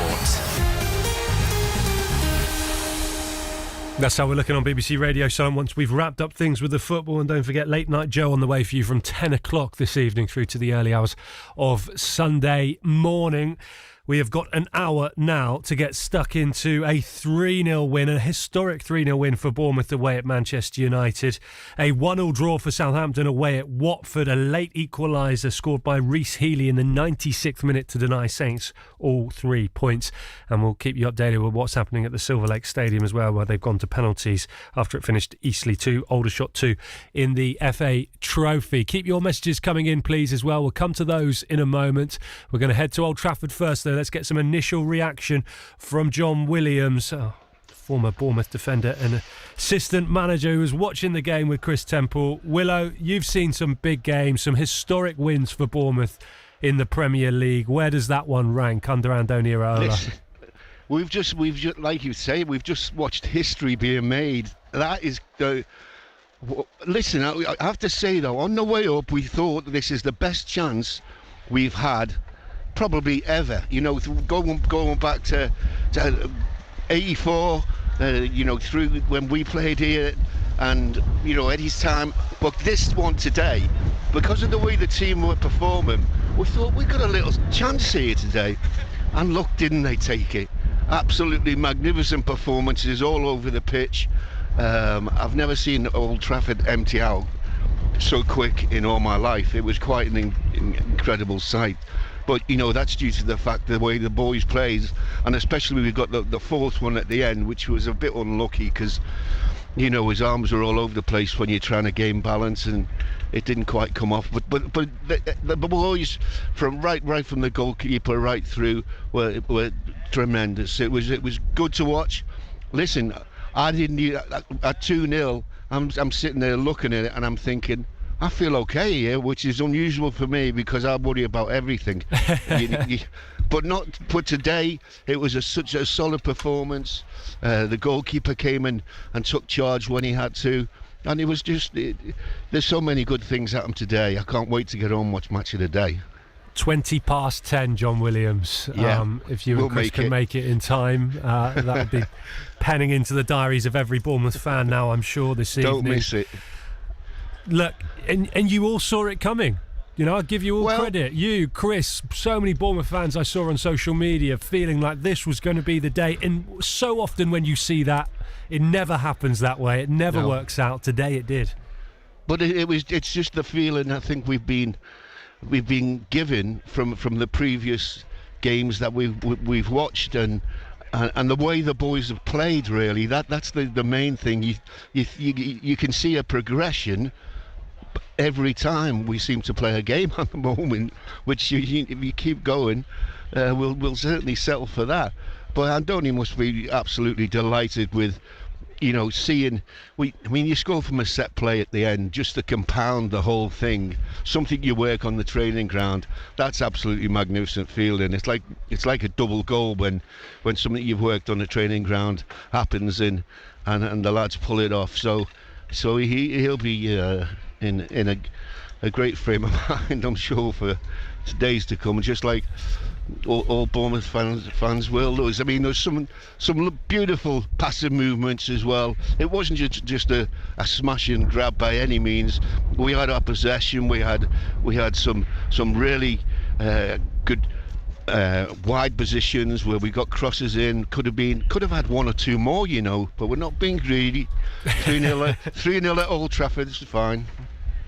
If you really pinpoint it down on why that happened today and the tactical reason perhaps they won, I mean, you mentioned a few there, Willow. Was there any one big thing? Was it the press really working against United today, or what was the secret?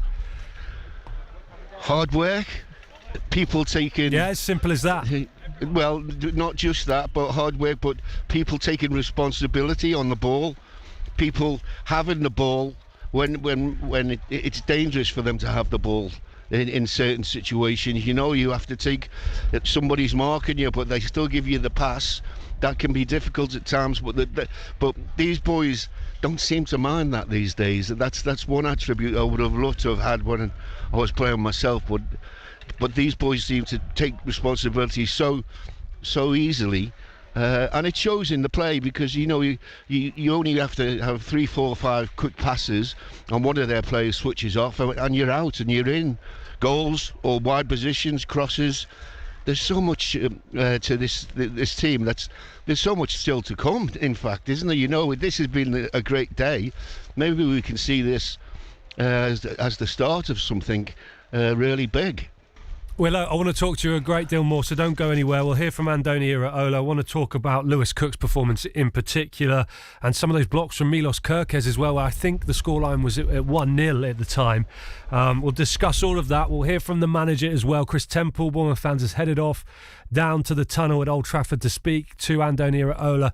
I'd hope we'd maybe hear from at least one, maybe two Bournemouth players as well between now and 6 o'clock. So don't go anywhere. Stick with us. Thank you if you've been sending your messages in as well. I'm going to read some of them out now. Saints fans, we're going to Vicarage Road as well to find out what happened at the end of that game. Saints conceding that late equaliser to Watford. We'll speak to Joe Tesson. We'll hear from Russell Martin as well. I can tell you that Eastleigh have been knocked out of the FA Trophy, finished 2-2 with Aldershot, went to penalties. Here's what happened. Jack Barham scored with his first touch, the forward, who's looking here to win the game for Aldershot Town. Penalty kick, Barham runs up, bottom left-hand corner, it's all over, and it is a victory in the Hampshire Derby for Aldershot Town on penalties, 5-4 against Eastleigh. There you go. Eastleigh out of the FA Trophy, led 2-1 in that match, but beaten on penalties by Aldershot. So Eastleigh, Tottenham and Weymouth all knocked out of the FA Trophy this afternoon. We have no BBC Radio Solent representative in the FA Trophy anymore. Not a great day for our non-league sides. Dorchester Town did get a win, 2-1 away at Swindon Supermarine in the only game in the Southern League Premier involving one of our local sides to go ahead. Bournemouth fans, I wondered if we might get a few messages like this from John, who says, get your passports ready for European football. This is no fluke. The neutral pundits are purring about the Cherries' energy and style of play. Wonderful for the travelling fans. Outstanding and out-singing 23,000. Bring on match of the day, says John. Yeah, Willow's looking forward to it as well. You and every single Bournemouth fan, I'm sure. Michael from Ringwood says, unbelievable stuff from the Cherries. What a difference a month makes from when we were last in Manchester. Yeah, quite right. And that heavy defeat against Manchester City. Chris says, incredible scoreline from Old Trafford. Has to be the Cherries' finest hour in the club's history. Well done. What a performance. What a result. Let's keep it going, says Mark. There's one in here as well. No name on it, but a Bournemouth. Oh, there is. David. Hello. Good evening to you. Says, 7th of January 1984, Bournemouth against Manchester United. I was there. The Cherries, of course, winning that one 2-0 against United. He says 9th of the 12th, 2023, Manchester United against Bournemouth. I wish I was there. The Cherries winning 3-0 today away at Manchester United. It's going to be at the Vitality Stadium tomorrow for more history for AFC Bournemouth as the women's team take on Charlton in the third round of the FA Cup for the first time in their history. David, thank you very much for that one. He finishes his message just by simply saying, up the Cherries. Hello to Eric and Ellie. What an outstanding performance by our Cherries. A dream come true. They just get better and better. When that third goal went in, we sat completely stunned. What a game. And never mind about the fourth for Ouattara. That was disallowed. This is a historic afternoon. It certainly is, guys. Thank you for listening and sending your message in. Hello to Noel, says, gutted for Dongo Ouattara to lose the goal by a dodgy handball decision by VAR. 4-0 would have been a fairer reflection of the game. It's saying something, Noel, isn't it? When you've just beaten Man United 3-0 and you're disappointed and gutted that you didn't get the fourth due to VAR. And let's just finish for the moment, Bournemouth fans, with this one from Wing. Says, to be honest, since the Chelsea game, I've loved what Andoni Iraola was doing. I knew this day would come just earlier than anyone expected. Iraola has been cooking for some time for this to happen, game after game. We're so lucky to have such an accomplished manager at the helm. Thank you for that one. Right, we're going to Vicarage Road. More on Bournemouth to come. Southampton drawing 1-1 with Watford. Shea Adams put them ahead in the second half. Reece Healey with a 96th minute equaliser for the Hornets. Here's Stuart Armstrong, who's been speaking to Adam Blackmore after the draw at Watford. Stuart, ultimately, I guess a very frustrating afternoon. A very frustrating minute, I would say. Right. The first 45, we weren't at our best. We found it a little bit tough to play the way we wanted to play. We tinkered with a couple of things at half-time, and the change of shape, I think, really helped us in the second half, and we were more energetic. But yeah, when you draw the game at the end, it always hurts. I did come here thinking it's a really tough game, actually, because they were in good nick and they're an awkward side to play against. Maybe I'd have taken a point beforehand, but like you said, from the situation you were in late in the second half, you'd be annoyed. Of course, especially when you lead for so long. But I think we need to take the positives as well. It's 12 unbeaten now. You know, we want to be winning games, but if you can't win, don't lose. And every point will count towards the end of the season. So, luckily for us, there's a game coming thick and fast on Wednesday and again on Saturday, I think. So, we'll be looking to take the frustration and anger towards the end of the game today into the game on Wednesday. Just a thought about that. Coventry did brilliantly last season to make the playoffs, but with it only coming 4 days late after this one, they just keep coming, the hard game after hard game. Yeah, there's no easy game in the Championship, and there's so many games. The such schedule's really intense, especially in December. So, as I said before, as disappointed we are with the finish of today's game. A draw is a draw, and we'll move on to Wednesday. Final question, Shea Adams, your international teammate, finally got his first goal for nearly 4 months. I was absolutely chuffed for him. Just a shame it wasn't the winner, as we said, but for him that's massive. Yeah, of course, Shea's a goal scorer, and I think strikers naturally will find confidence from goals. He's an excellent player, holds the ball up so well for the team, and clinical in front of goal, as you saw today. So hopefully that continues going forward. Stuart Armstrong there for Southampton, speaking to Adam Blackmore after their 1-1 draw away at Watford. Russell Martin's interview, Saints fans, not too far away. Let's go to Vicarage Road now, speak to Joe Tesson, was watching that for BBC Radio Solent. Joe, what happened at the end, and are you taking the positives from the game and the 12 matches unbeaten, or sat there disappointed not to come away with 3 points today? Yeah, I think they should be very disappointed. I feel like they were in control second half, and when that long ball comes in and they don't win that first challenge, second ball isn't picked up, and that's how it is, and that's settled the game in the 96th minute to a draw. In terms of the game on the whole and over the course of the 90 minutes, though, up until that point, how much control were Southampton in? They controlled the game really well, and they first half was really poor, and second half, they, like Stuart Armstrong said, they tweaked the formation a little bit, and that seemed to make the difference. They got Alcaraz off, who didn't have a very good game, and they played a basic 4-3-3, and the tempo and the forward playing passes were really good second half. The question we can raise here: why we can't kill teams off? Why can't we score more than one? That is a question we need to start raising, because that will win us the game. Because we were in control, and when you're in control, you just need to score the second one, and the game is gone. And then you don't have to deal with the long ball in the end that causes problem. And have you got the answer, Joe? I feel like you have got it there on the tip of your tongue. I feel like we've probably spoken about it already this season multiple times. Yeah, it's killing games off. It's getting the ball in the box, contributing, going in, taking a gamble, and making sure you're in the box and get crosses in, and just do the basics in football, and you will probably win the game. Let's hear from the Saints boss, Russell Martin. That interview back in now. He's been speaking to Adam Blackmore. Well, I'm really disappointed with how it ended, of course. I'm really frustrated. I'm disappointed. I thought we were managing the game really well up to that point. I don't think we were hanging on at any point, really. We actually, I thought, felt like we had looked more likely to score when they were committing so many volleys. We kept playing through and then won the ball back and were really aggressive. But it needs to come to more, and we have to get their second goal to kill the game off, and we had opportunities to do that. Their goalie makes one really brilliant save, Ben. Gavin makes two in the game, really good saves. And then the nature of the goal we concede, that's what's frustrating me the most. I think it's such a poor goal to concede. They smash one big ball up the middle of the pitch. We should head it clear. A bit of a lack of communication there. So we try and get under the ball, and so it goes through to Gav, which we asked him to do a lot, but maybe not that low on the pitch. So we'll look at that. And then he scuffed one in, and it shouldn't go in. But I was actually really pleased with the second half performance. I thought we were good. The first half we gave the ball away way too much in the middle third. The guys at the back were fantastic in the middle third.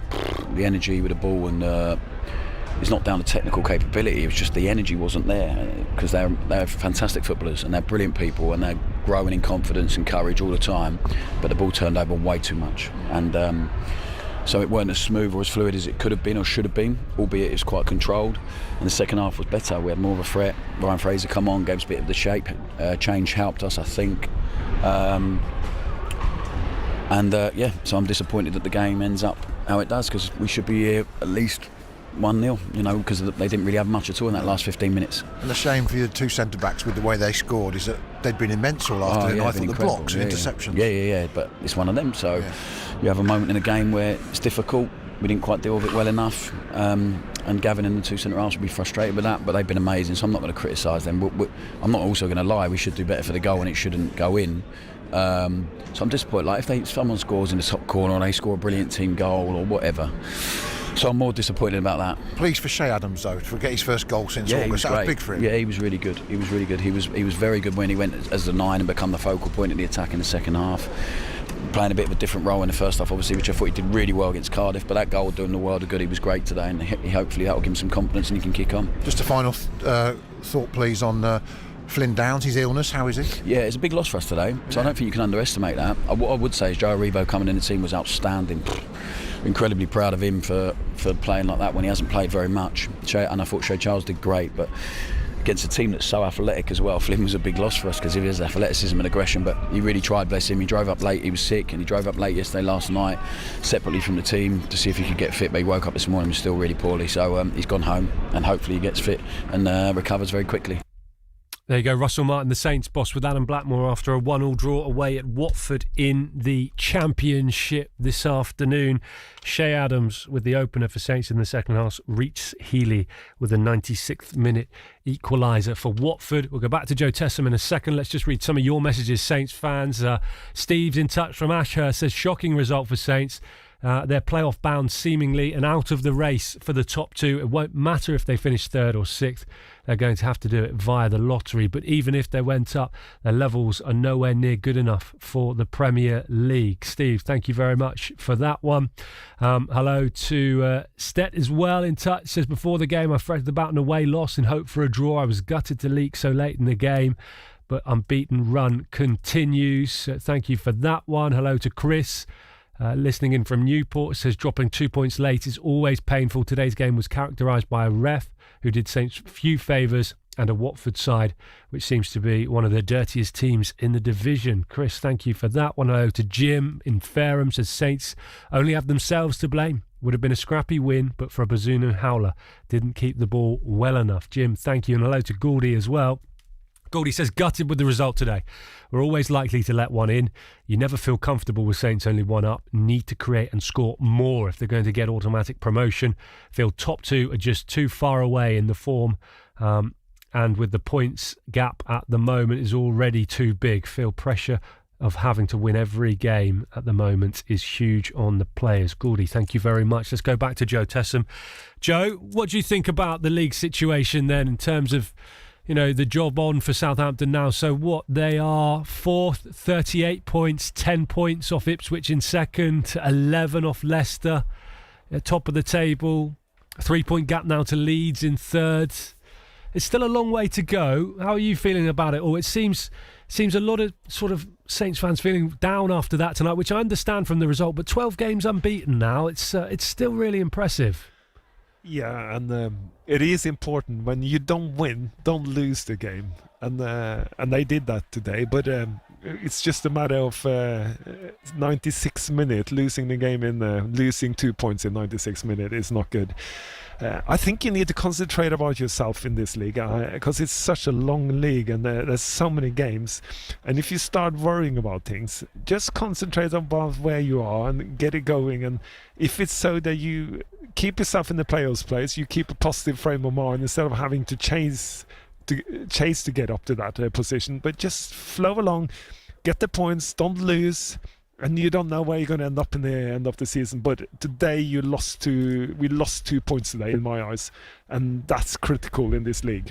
You got to get those 3 points in when you can get them. And today we should have had them second half. We've been talking Gavin Bazunu up a lot lately, but do we just have to accept he's a young goalkeeper? Those mistakes are going to happen.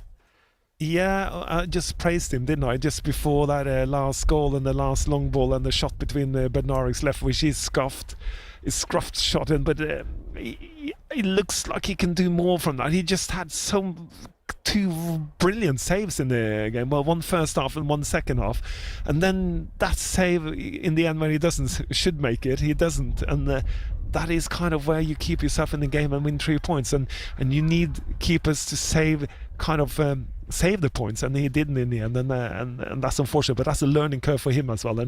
But he had brilliant saves today, so you criticizing him, also got to praise him because he had 2 really good saves in the game.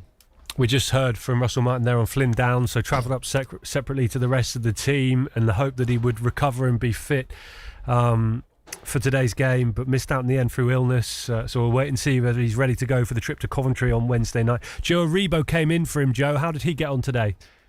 Joe Aribo did really well today. I thought he worked hard, he picked up his position. It was tricky for him first half because they tried to tweak the 4-3-3 more into a diamond in midfield.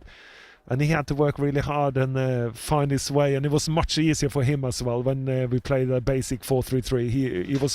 He recognised the pitch and where he was a lot better than he did the first half. And just one on Shea Adams to finish, Joe, before we let you go. First goal in nearly 4 months. Everyone keen to highlight the fact that that'll do his confidence the world of good. How was he today on the whole? He was really good second half. He kept the ball up for us, and it was a little bit of a surprise when we took him off, because he was in a good period of the game. So a little bit surprised that he was replaced with Sekumaro, because Howard Bellis found him with some brilliant passes from the 88-yard line up to the halfway line, and took out both the attackers and Watford's midfield in one pass, and he kept the ball. So that could have been but we need to take more advantage of it and create turnovers and chances from that. We didn't, but we kept the ball very well because of it. Joe, great stuff. We'll see you again on Wednesday night for the Coventry match. Safe trip back from Watford this evening. Joe Tessam there, the former Saints midfielder, watching Southampton's 1-1 draw away at Watford in the Championship today.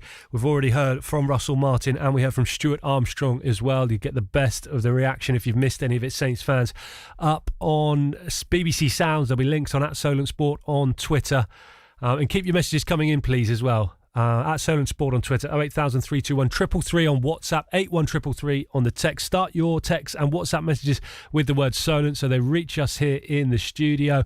Bournemouth fans still getting in touch in large numbers to celebrate that win. Historic win away at Old Trafford this afternoon, 3-0 against Manchester United. Cherries fans, we're still waiting for Andoni Iraola. I imagine he's got a lot of interviews to do after that. Hopefully he will speak to Chris Temple in the not too distant future, maybe some player reaction as well. We've got another half an hour with you through until 6 o'clock this evening.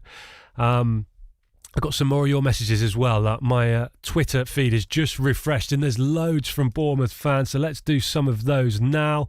Chris says, what a result. Never expected that from Bournemouth today. Well done, and well done Andoni Iraola. Enjoyed the excitement in the commentary from Chris Temple and John Williams. Thank you, Chris. Hello to Paul, who says better start making room for that Andoni Iraola statue at Vitality Stadium. Cherry simply wanted it more today. Paul, thank you. The AFC Bournemouth Sydney supporters group with a very simple tweet this evening, just saying unbelievable on the @SolentSport account. Thank you, guys. What a great result, says Alex, and a great run that we are on. Great performance all over the pitch. Anyone who didn't understand the manager swap over the summer will understand it now. How's that for only tiny Bournemouth, says Alex. Yeah, Roy Hodgson, I think, called Bournemouth tiny Bournemouth, didn't he, post-match on Wednesday night. It was a little bit tongue-in-cheek from Roy Hodgson, I think, highlighting the fact that Bournemouth very much aren't that and are much better than everyone thinks they are. And you're right, Alex, maybe now those national pundits will start to believe it as well. I wonder how many Bournemouth fans feel...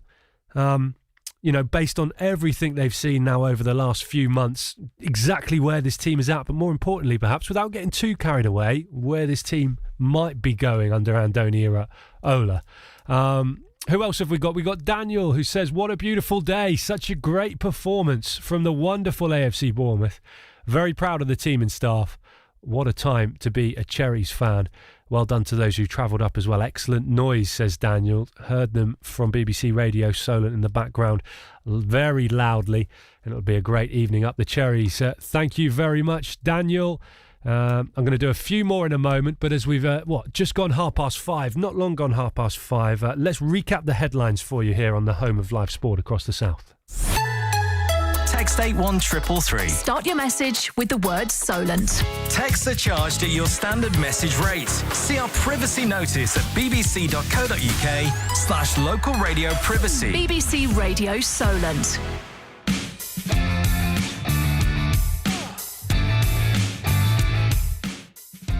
Let's start in the Premier League then. Your headlines at just gone 5:30 on Saturday, the 9th of December. Bournemouth made history this afternoon, their first ever win away at Manchester United. Tavernier delivering this corner kick for the Cherries once again from this near side, goes deeper this time and powered in for a third Bournemouth goal by Senesi, his second goal in 4 days, and this is dreamland at Old Trafford. It's Manchester United 0, Bournemouth 3, and there are 75,000 boos and 1,500 cheers. A historic afternoon for AFC Bournemouth, and also a fifth game unbeaten now, 3 consecutive away wins. 13 points from their last 5 games. It moves them up to 13th in the Premier League table, 10 points clear of the relegation zone this evening. Interviews on the way for you Bournemouth fans in the not too distant future from your manager Andoni Iraola. I think we're also going to hear from Lewis Cook and hopefully Adam Smith as well. And of course John Williams is still hanging around in the press box at Old Trafford, so don't go anywhere. We've been with Southampton in the Championship today as well. They're 12 games unbeaten, but they missed out right at the end on a third consecutive win. Bayo got a header down, it's not bad, and then the long distance shot, I can't believe it's gone in, and I can't believe it is Reece Healey who's just come on the pitch, the substitute, and it's somehow gone under Bazunu's side as he's dived to his left, and Watford have rescued a point here and denied Saints 2 in the promotion race.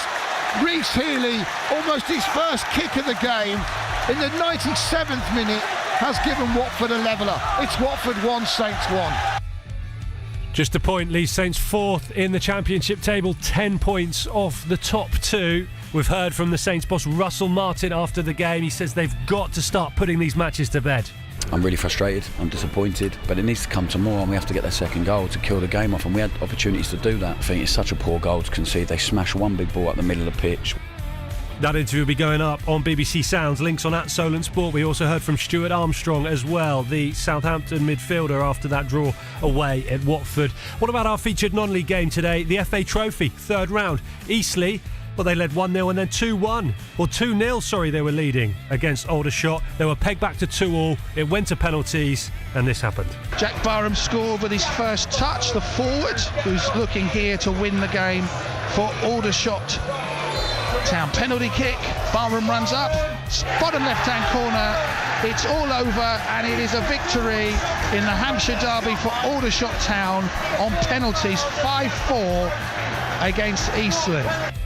Tottenham were knocked out as well, 2-0 away at Horsham, and Weymouth lost in the FA Trophy at Hendon 2-0. So all of our local sides out of the competition.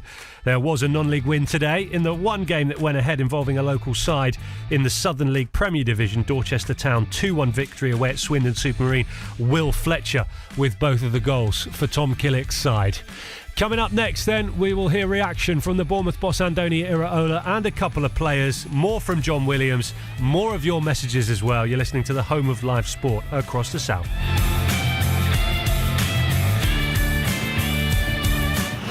At Solent Sport for all the breaking news and team news from across Hampshire, Dorset and the Isle of Wight. BBC Radio Solent Sport. The Women's Sports Show with Fern Buckley. Hello, you lovely lots. Hello, Carrie. Hello. You have been working in women's football for such a long time. It's crazy to think that in 2005 we actually had a Women's Euros in England, and last year we had a Women's Euros in England, and the difference between that one in 2005 and the one last year, it's just amazing. Anyone who's been in the women's game for any length of time knows that it's relatively slow progress. The Women's Sports Show with Fern Buckley. Monday night from 6. BBC Radio Solent. Jordan Clark. BBC Radio Solent Sport. We're just coming up to 22-6 on Saturday night. The late kick-off in the Premier League is underway. Aston Villa have just gone 1-0 up against Arsenal in that game. Remember, Liverpool have gone to the top of the table today after a 2-1 win away at Crystal Palace in the early kick-off. Elsewhere in the Premier League, Brighton and Burnley drew 1-1. Sheffield United, big win for them under their new manager. 1-0 win at home to Brentford. Nottingham Forest and Wolves played out a 1-1 draw. In the Championship, Blackburn lost 2-0 to Leeds in the early games. Sunderland beat West Brom 2-1. That was also an early kick-off from the 3 o'clock games. Cardiff beat Millwall 1-0. Huddersfield and Bristol City drew 1-1. Leicester thumped Plymouth 4-0. Ipswich won 2-0 away at Middlesbrough. Norwich and Preston were 0-0. QPR beat Hull 2-0. Swansea won 2-1 away at Rotherham. Stoke 0, Sheffield Wednesday 1, and you know already Watford 1, Southampton 1. League 1, Blackpool 3, Carlisle 0. Bristol Rovers 1, Cheltenham 1. Burton 1, Stevenage 2. Charlton and Cambridge were 2-2. Exeter 0, Port Vale 1. Leyton Orient 0, Derby 3. Northampton beat Fleetwood 3-0. Peterborough beat Oxford 3-0. Reading 1, Barnsley 3, Wigan 0, Lincoln 0, and Wycombe 0, Shrewsbury 1. Pompey play on Monday night live on BBC Radio Solent at home to Bolton Wanderers. Big game at the top of the table. A lot of games postponed in League 2. The ones that went ahead, Accrington Stanley and Doncaster finished 0-0. Wimbledon thrashed Swindon 4-0. Colchester 1, Crawley 2. Grimsby 2, Crewe 1. Morecambe and Stockport finished 1-1. Notts County 1, Walsall 2. And Tranmere 2, Newport 1. That's all your full-time scores from today's games. First bit of reaction in from the Vitality, if not from the Vitality Stadium, from Old Trafford. Bournemouth 3-0 winners away at Manchester United. Dominic Solanke, Phil Billing and Marcos Senesi with the goals. Adam Smith has been speaking to Chris Temple. Well, you were just asked off mic there by someone, where do you place this result in Bournemouth's recent history? Where do you put it? I would say it's number one, I mean, it's the theatre of dreams, man. So to come to United, like we've never won here, put a performance like that. Yeah, at times it was tough, we suffered, but we're playing Man United, so I think that's number one, personally. I think the lads will remember that for a long time, and the fact that we kept a clean sheet, and probably should have been maybe 4-0 as well, so unbelievable for the fans. As someone who's been here a long time and has come here in a few of the previous attempts when the games have been tough as well, describe the mentality you came here with, maybe compared to in the past. We've just come here with a little bit of arrogance and confidence, and how lethal we are up front. We've got so many quick and dangerous players, and we know if we can stay in the game that they're going to make chances, and that's what the attack has done today, and credit to them. Also the defence done amazing, so all-round performance was 10 out of 10. Has that been the biggest thing, that this is an all-round performance? Because when people are trying to choose players at a match and things, it's absolutely impossible at the minute. No, honestly, we were suffering a lot, man. We was defending for long periods. People that haven't played the game, honestly, it's just like you're suffocating, you don't get a breather. They were putting pressure on us, the crowd was getting behind them at certain times, and we just kept that clean sheet. Everyone dug in, everyone was defending, and then obviously the counter, we're so dangerous. I think you had 4 shots on target, plus Dom hitting the post, scored 3 goals. I mean, talk about being ruthless. Yeah, and Gaffer spoke about that in recent weeks. I mean, against Newcastle we had so many chances, and Sheffield United we should have won by more. So we've definitely, spoke about this, and we need to take our chances and be more ruthless, and I mean that showed today.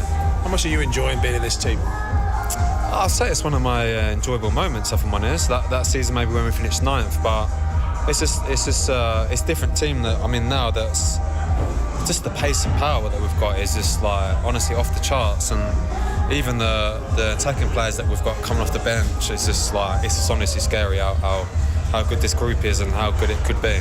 And when you're up against someone like Garnacho today, and I mean he's cut in a few times, but I mean he hasn't made any notable contributions in the game. Do you take away that personally as a big positive of the game? Yeah, for sure. I mean, recent weeks he's been on form and he's given defenders a tough time, and but I've got to give credit to Lewis Cook also helping me out. That makes a lot of difference, not isolating just me and him. So credit to Lou helping me out. But like I said, it's just a whole round team performance was top. When people see this result, I guess nationally or globally, they look at the Premier League, and there's more headlines about United losing than you winning today. Of course, It's Little Bournemouth, isn't it? So, Man United's a powerhouse, isn't it? So everyone's going to be talking about how bad, well, they weren't even that bad, but everyone's just going to talk about United, but that doesn't really bother us.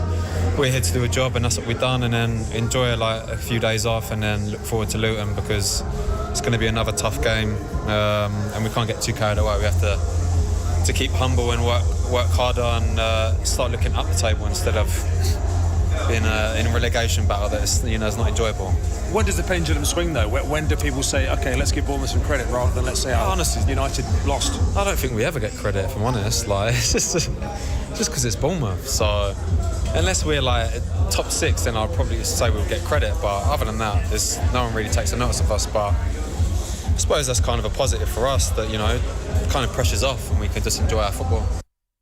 Adam Smith speaking to Chris Temple in a nightclub, I think, from the sounds of it, at Old Trafford, after a brilliant, historic 3-0 win away at Manchester United. Do you agree with him, Cherries fans? Do you not get enough credit for what the club has achieved over the years? Is it just little old Bournemouth all the time, as Adam Smith said there? Let's ask John Williams, still in the press box at Old Trafford. Will, I enjoyed that interview. What did you make of it and some of the stuff Adam Smith had to say there?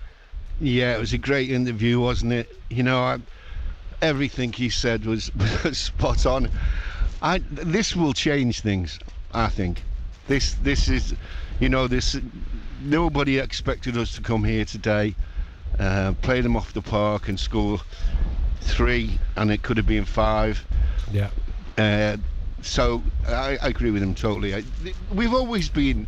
Are you pleased about that changing things? Because I think you quite like flying under the radar and not really paying too much attention. I do in some ways, because I don't want anyone else to come down here and live in Bournemouth. I want to keep it a secret. But joking apart, it's a football miracle what's happened to us over. It's going all the way back with Ed and now Andoni. It never fails to amaze me the things that have happened to this football club. If you couldn't make the whole story up, you know, it'd be impossible. But we keep producing things. We seem to be on to a hit with the new manager, and especially the way he plays. And when you hear players talking about other players in the changing room, and he's looking round and thinking, God, these lads we've got who are wide and up front, they're blowing people away. Listen, you know you're on something then. I mean, I can remember myself in playing days, you look around and you go, oh, Luther, Bish, you know, people like that, great, fantastic.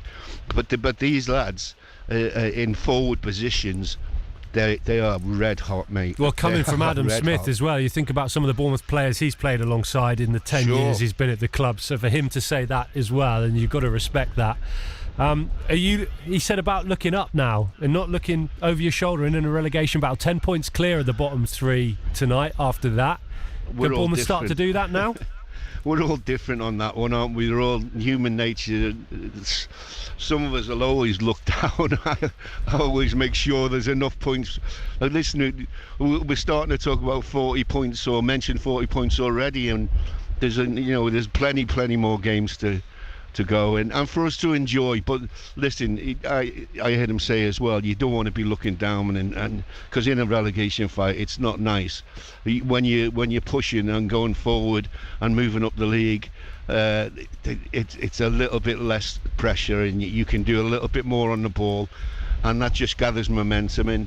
And look, we just take this thing as far as it can go. Wherever we end up at the end of the season, we'll tell you what sort of season we had. But at the moment, let's just keep enjoying it. Willow, couple more then, which we didn't get a chance to speak to about earlier. We're going to hear from Andoni Iraola in a second, and get back on the road as well. But Lewis Cook, how good was he? I mean, we heard Adam Smith talking about the help he got from Lewis Cook today. The performance on a whole, though, from the Cherry central midfielder. Yeah, absolutely magnificent. You know, he's one of the ones who goes under the radar a little bit.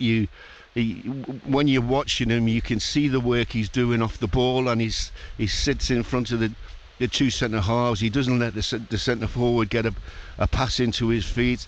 He does it with his fullbacks as well. You know, if one of them breaks out on one side, he sits in and helps. And when you've got people like that in your team, his teammates will recognise it. You know, people who have played will see what he does. They know how important he is. And today he was, you know, absolutely magnificent and man of the match. And but it's not just today's performance. I think you'll find that over the last 3 or 4 games, form of his life, form of his career, certainly for Bournemouth. Certainly for Bournemouth. No, I would say his life. I mean, he can't have played any better than this. And he's only a young man, isn't he? He's not that. How old would you? I'd have to look it up. I thought he's 25, isn't he?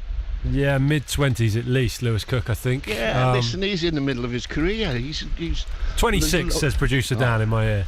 He can type quicker than me. There's loads more to come from Lewis, and he was magnificent today. Approaching his prime. And then the other thing I just wanted to speak to you about, and I don't know if it might get lost a little bit on Match of the Day later, but there was a big double block, wasn't there, from Milos Kerkez at 1-0 to get the scoreline at 1-0. I mean, when you look back now, that I haven't seen them, but that was huge at that point in the game. Well, listen, there was a couple of blocks that we got in. Zaba got one in on that end as well, but the one with Kirky was the thing that caught everyone's eye. He blocked, and usually, great, the ball. But then it went back to the attacker, and he blocked again. So it was a double whammy that he put out for a corner at a very important time. And again, he's another player that's so enjoyable to watch, especially him going forward. But of course, he does all the hard work with the defensive work as well, which you have to do. I love fullbacks getting forward, but I think first and foremost, make sure you're solid as a back four, and we certainly have that at the moment. Back five with the goalkeeper. Sarah Jane says, I don't care if we don't get the credit, let's just let the football do the talking. Sarah Jane, thank you very much for that one. Hello to Paul. What a win, he says. Awesome performance. Defending was magnificent. It's so clinical in attack. History's made. Onwards and upwards. Well done, you mighty cherries, says Paul. Neil says, what a performance. I've won, I'm not sure if there's a typo, Paul, or if you've won 20 quid or 20 Kit Kats, which is what it says on my screen, from a Man United supporter. Obviously a bet around the game today. He says, fantastic belief from the Cherry supporters, and such a big leap from -17 to where we are now. Excited beyond belief is Neil in Swanage. Yeah, you and I'm sure most Bournemouth fans tonight. Steve Butler says, I've never seen Old Trafford empty so quickly. Ryan Christie was his man of the match today. And hello to Amanda, such a great win for the Cherries. Perhaps now the pundits will admit that we traded up. And not down, of course, with the move from Gary O'Neill to Andoni Iraola. Adam Smith is so right too, says Amanda. The team don't get enough credit. Let's hear from your manager now as well. Andoni Iraola speaking to Chris Temple after a 3-0 win away at Manchester United. He is the first Bournemouth manager to mastermind a win at Old Trafford. Andoni, in results in your career as a player and a manager, where does that one rank? It has to be quite high. I would say it has to be quite high. I think I feel lucky, because I was there outside helping the players, but at the end they were the ones having the performance and fighting, and today they were really good. This is your lucky ground. You won here with Athletic Bilbao, you've won here with Bournemouth, you also want to come here every week. Yes, it's very nice to play in this atmosphere, in this stadium. I think you have to enjoy when you win these kind of games, because normally it doesn't happen a lot. And I think today players and supporters deserved it.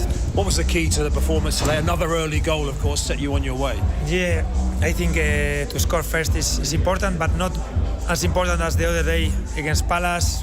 You know that here you are going to suffer. There will be a lot of chances for you against an open game. For me, the key has been the defensive side, to keep the clean sheet. We knew that we will have our chances on transitions with the players we have up front, but to keep the clean sheet, I think was the key. Bearing in mind how many changes you've had to make in recent weeks in your defensive line until this line came together, how pleased have you been with how quickly they've gelled? I think we've improved a lot. Last 6-7 games defensively. I think we've conceded very few chances, even against Villa that we conceded 2 goals. We defended really well, and last 2 clean sheets away have given us the 6 points, and it's what we needed to improve more, because we were being already offensive and having the chances, but we were not defending as well at the beginning, obviously. And how much has the players' fitness played a big part? The work they've done with their fitness, because people like Ryan Christie, Lewis Cook, they're chasing every blade of grass. Everybody is. Yeah, but they were also at the beginning of the season. We have very good physical numbers. I think the players are willing to run. They are in a good moment physically. We're a team that normally absorbs well the high rhythm. Everyone is ready to give everything, because they know also in second half we will make 4 or 5 subs and we can keep our intensity levels. But I think the confidence, obviously, that the results give you help, and I think they were also enjoying at the end of the game. And it says a lot, doesn't it, when we're slightly disappointed that the 4th goal is cancelled off? Yeah, especially for Dango, because I think it was an amazing goal.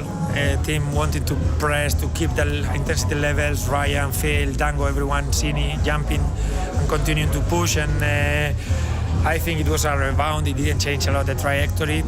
But okay, we are happy with the 3-0 also. And 1 or 2 of the players have said they hope people take a little bit more notice and give a bit more credit to your team. Do you feel that's something now that is deserved in the Premier League, some more credit for your team? Yeah, I think it's a matter of us. No, I think we have to improve the performances, we have to improve the results, and whenever you do it, people recognize the players we have. I think we were not probably as bad as we were 2 months ago, and we are not as good as we look today. No, there has to be a level in the middle, but we have to keep our floor as high as we can to continue having the results. Just finally, do the players get a couple of days off? There's already a disco going on behind us. Do they get a couple of days off now before losing? Yeah, they had them before the game. It's not a matter of the result, because it has been a really demanding week for us.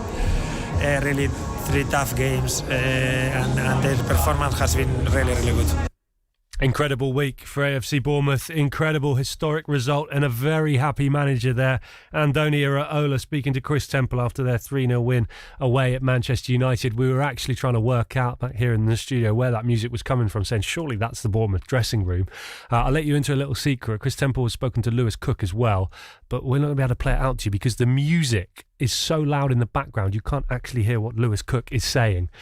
Chris is hoping to speak to Neto as well, the Bournemouth goalkeeper. Still waiting for that interview, so we probably won't have time to bring it to you Cherries fans between now and 6 o'clock, but of course if we do get it back we'll stick it up on BBC Sounds, so look out for the links on @Solent Sport on Twitter. Your message is still coming in as well. Fantastic performance from the Cherries. This one from Jackie and Paul. They don't get the credit they deserve, and the referees are always biased against us. No penalty last season says it all too. Think referees should be regulated by statistics being taken for a match, for and against.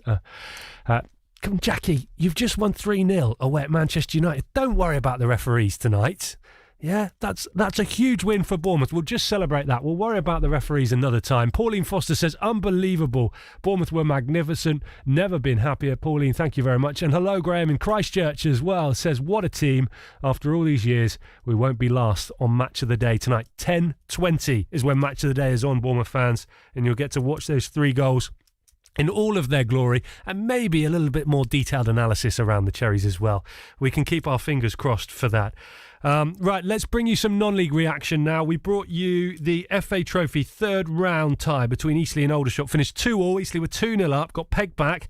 Pompey Loney, Haji Manoga with the equaliser in the 74th minute. Aldershot then went on to win 5-4 on penalties. Here is the Eastleigh boss Richard Hill has been speaking to Cliff Pledge.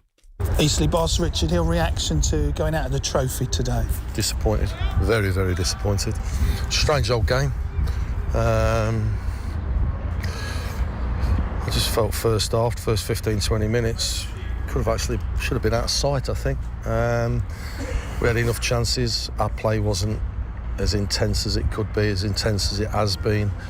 Our passing wasn't as crisp as it has been, but we actually had some very good opportunities to be 2-3.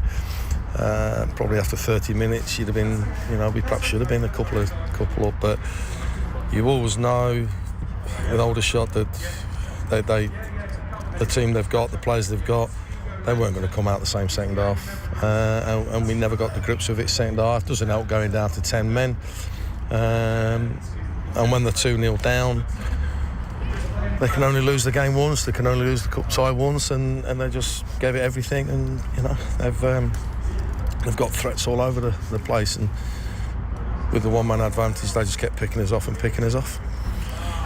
Despite going a man down, you then went 2-0 up, so I guess it must be disappointing from 2 up not to get through. Of course it is, but it's difficult. It's difficult. They just threw caution to the wind, didn't they? Their wing backs were playing as wingers, their midfield were playing as centre forwards, and rightly so. They had to get back into the game, and once it got back to 2-2, you see the emphasis change a little bit. Then they dropped a little bit deeper, didn't they? The wing backs weren't getting as high up the pitch, so it's disappointing. I have to see the sending off. But that's not the reason we lost the game today. Jordan Clark, BBC Radio Solent Sport. Eastleigh boss Richard Hill with Cliff Pledge there after a disappointing afternoon in the FA Trophy, knocked out on penalties 5-4 by Aldershot. That's just about all we've got time for this evening. Thank you very much for being with us on Solent Sport. Let me tell you what's coming up tomorrow from 1 o'clock. We have got a special women's football show for you in the FA Cup. Of course, Bournemouth will make history, and there is the big derby game, which will be our featured commentary match for you. Southampton going away to Pompey Women at Wesley Park. Rob Seals will be there to bring you that game live. We'll also feature the Cherries against Charlton. We'll feature Southampton Women FC against Watford and Muddyfield against Millwall as well. It's a busy old show on the air. Adam Blackmore from 1 o'clock with all the build-up. And, of course, good luck to Chris Billam-Smith in the boxing tomorrow night at the Bic. We're going to leave you with this, Cherries fans. A historic 3-0 win away at Manchester United.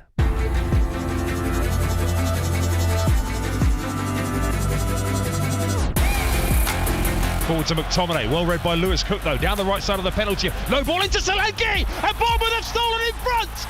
Lewis Cook stole the ball, drove it across, and Solanke stroked it in! To the left side and Tavernier, Phil Billing at the back post is unmarked, the ball in towards Billing, who heads it in, and Bournemouth all of a sudden have a 2-goal lead at Old Trafford!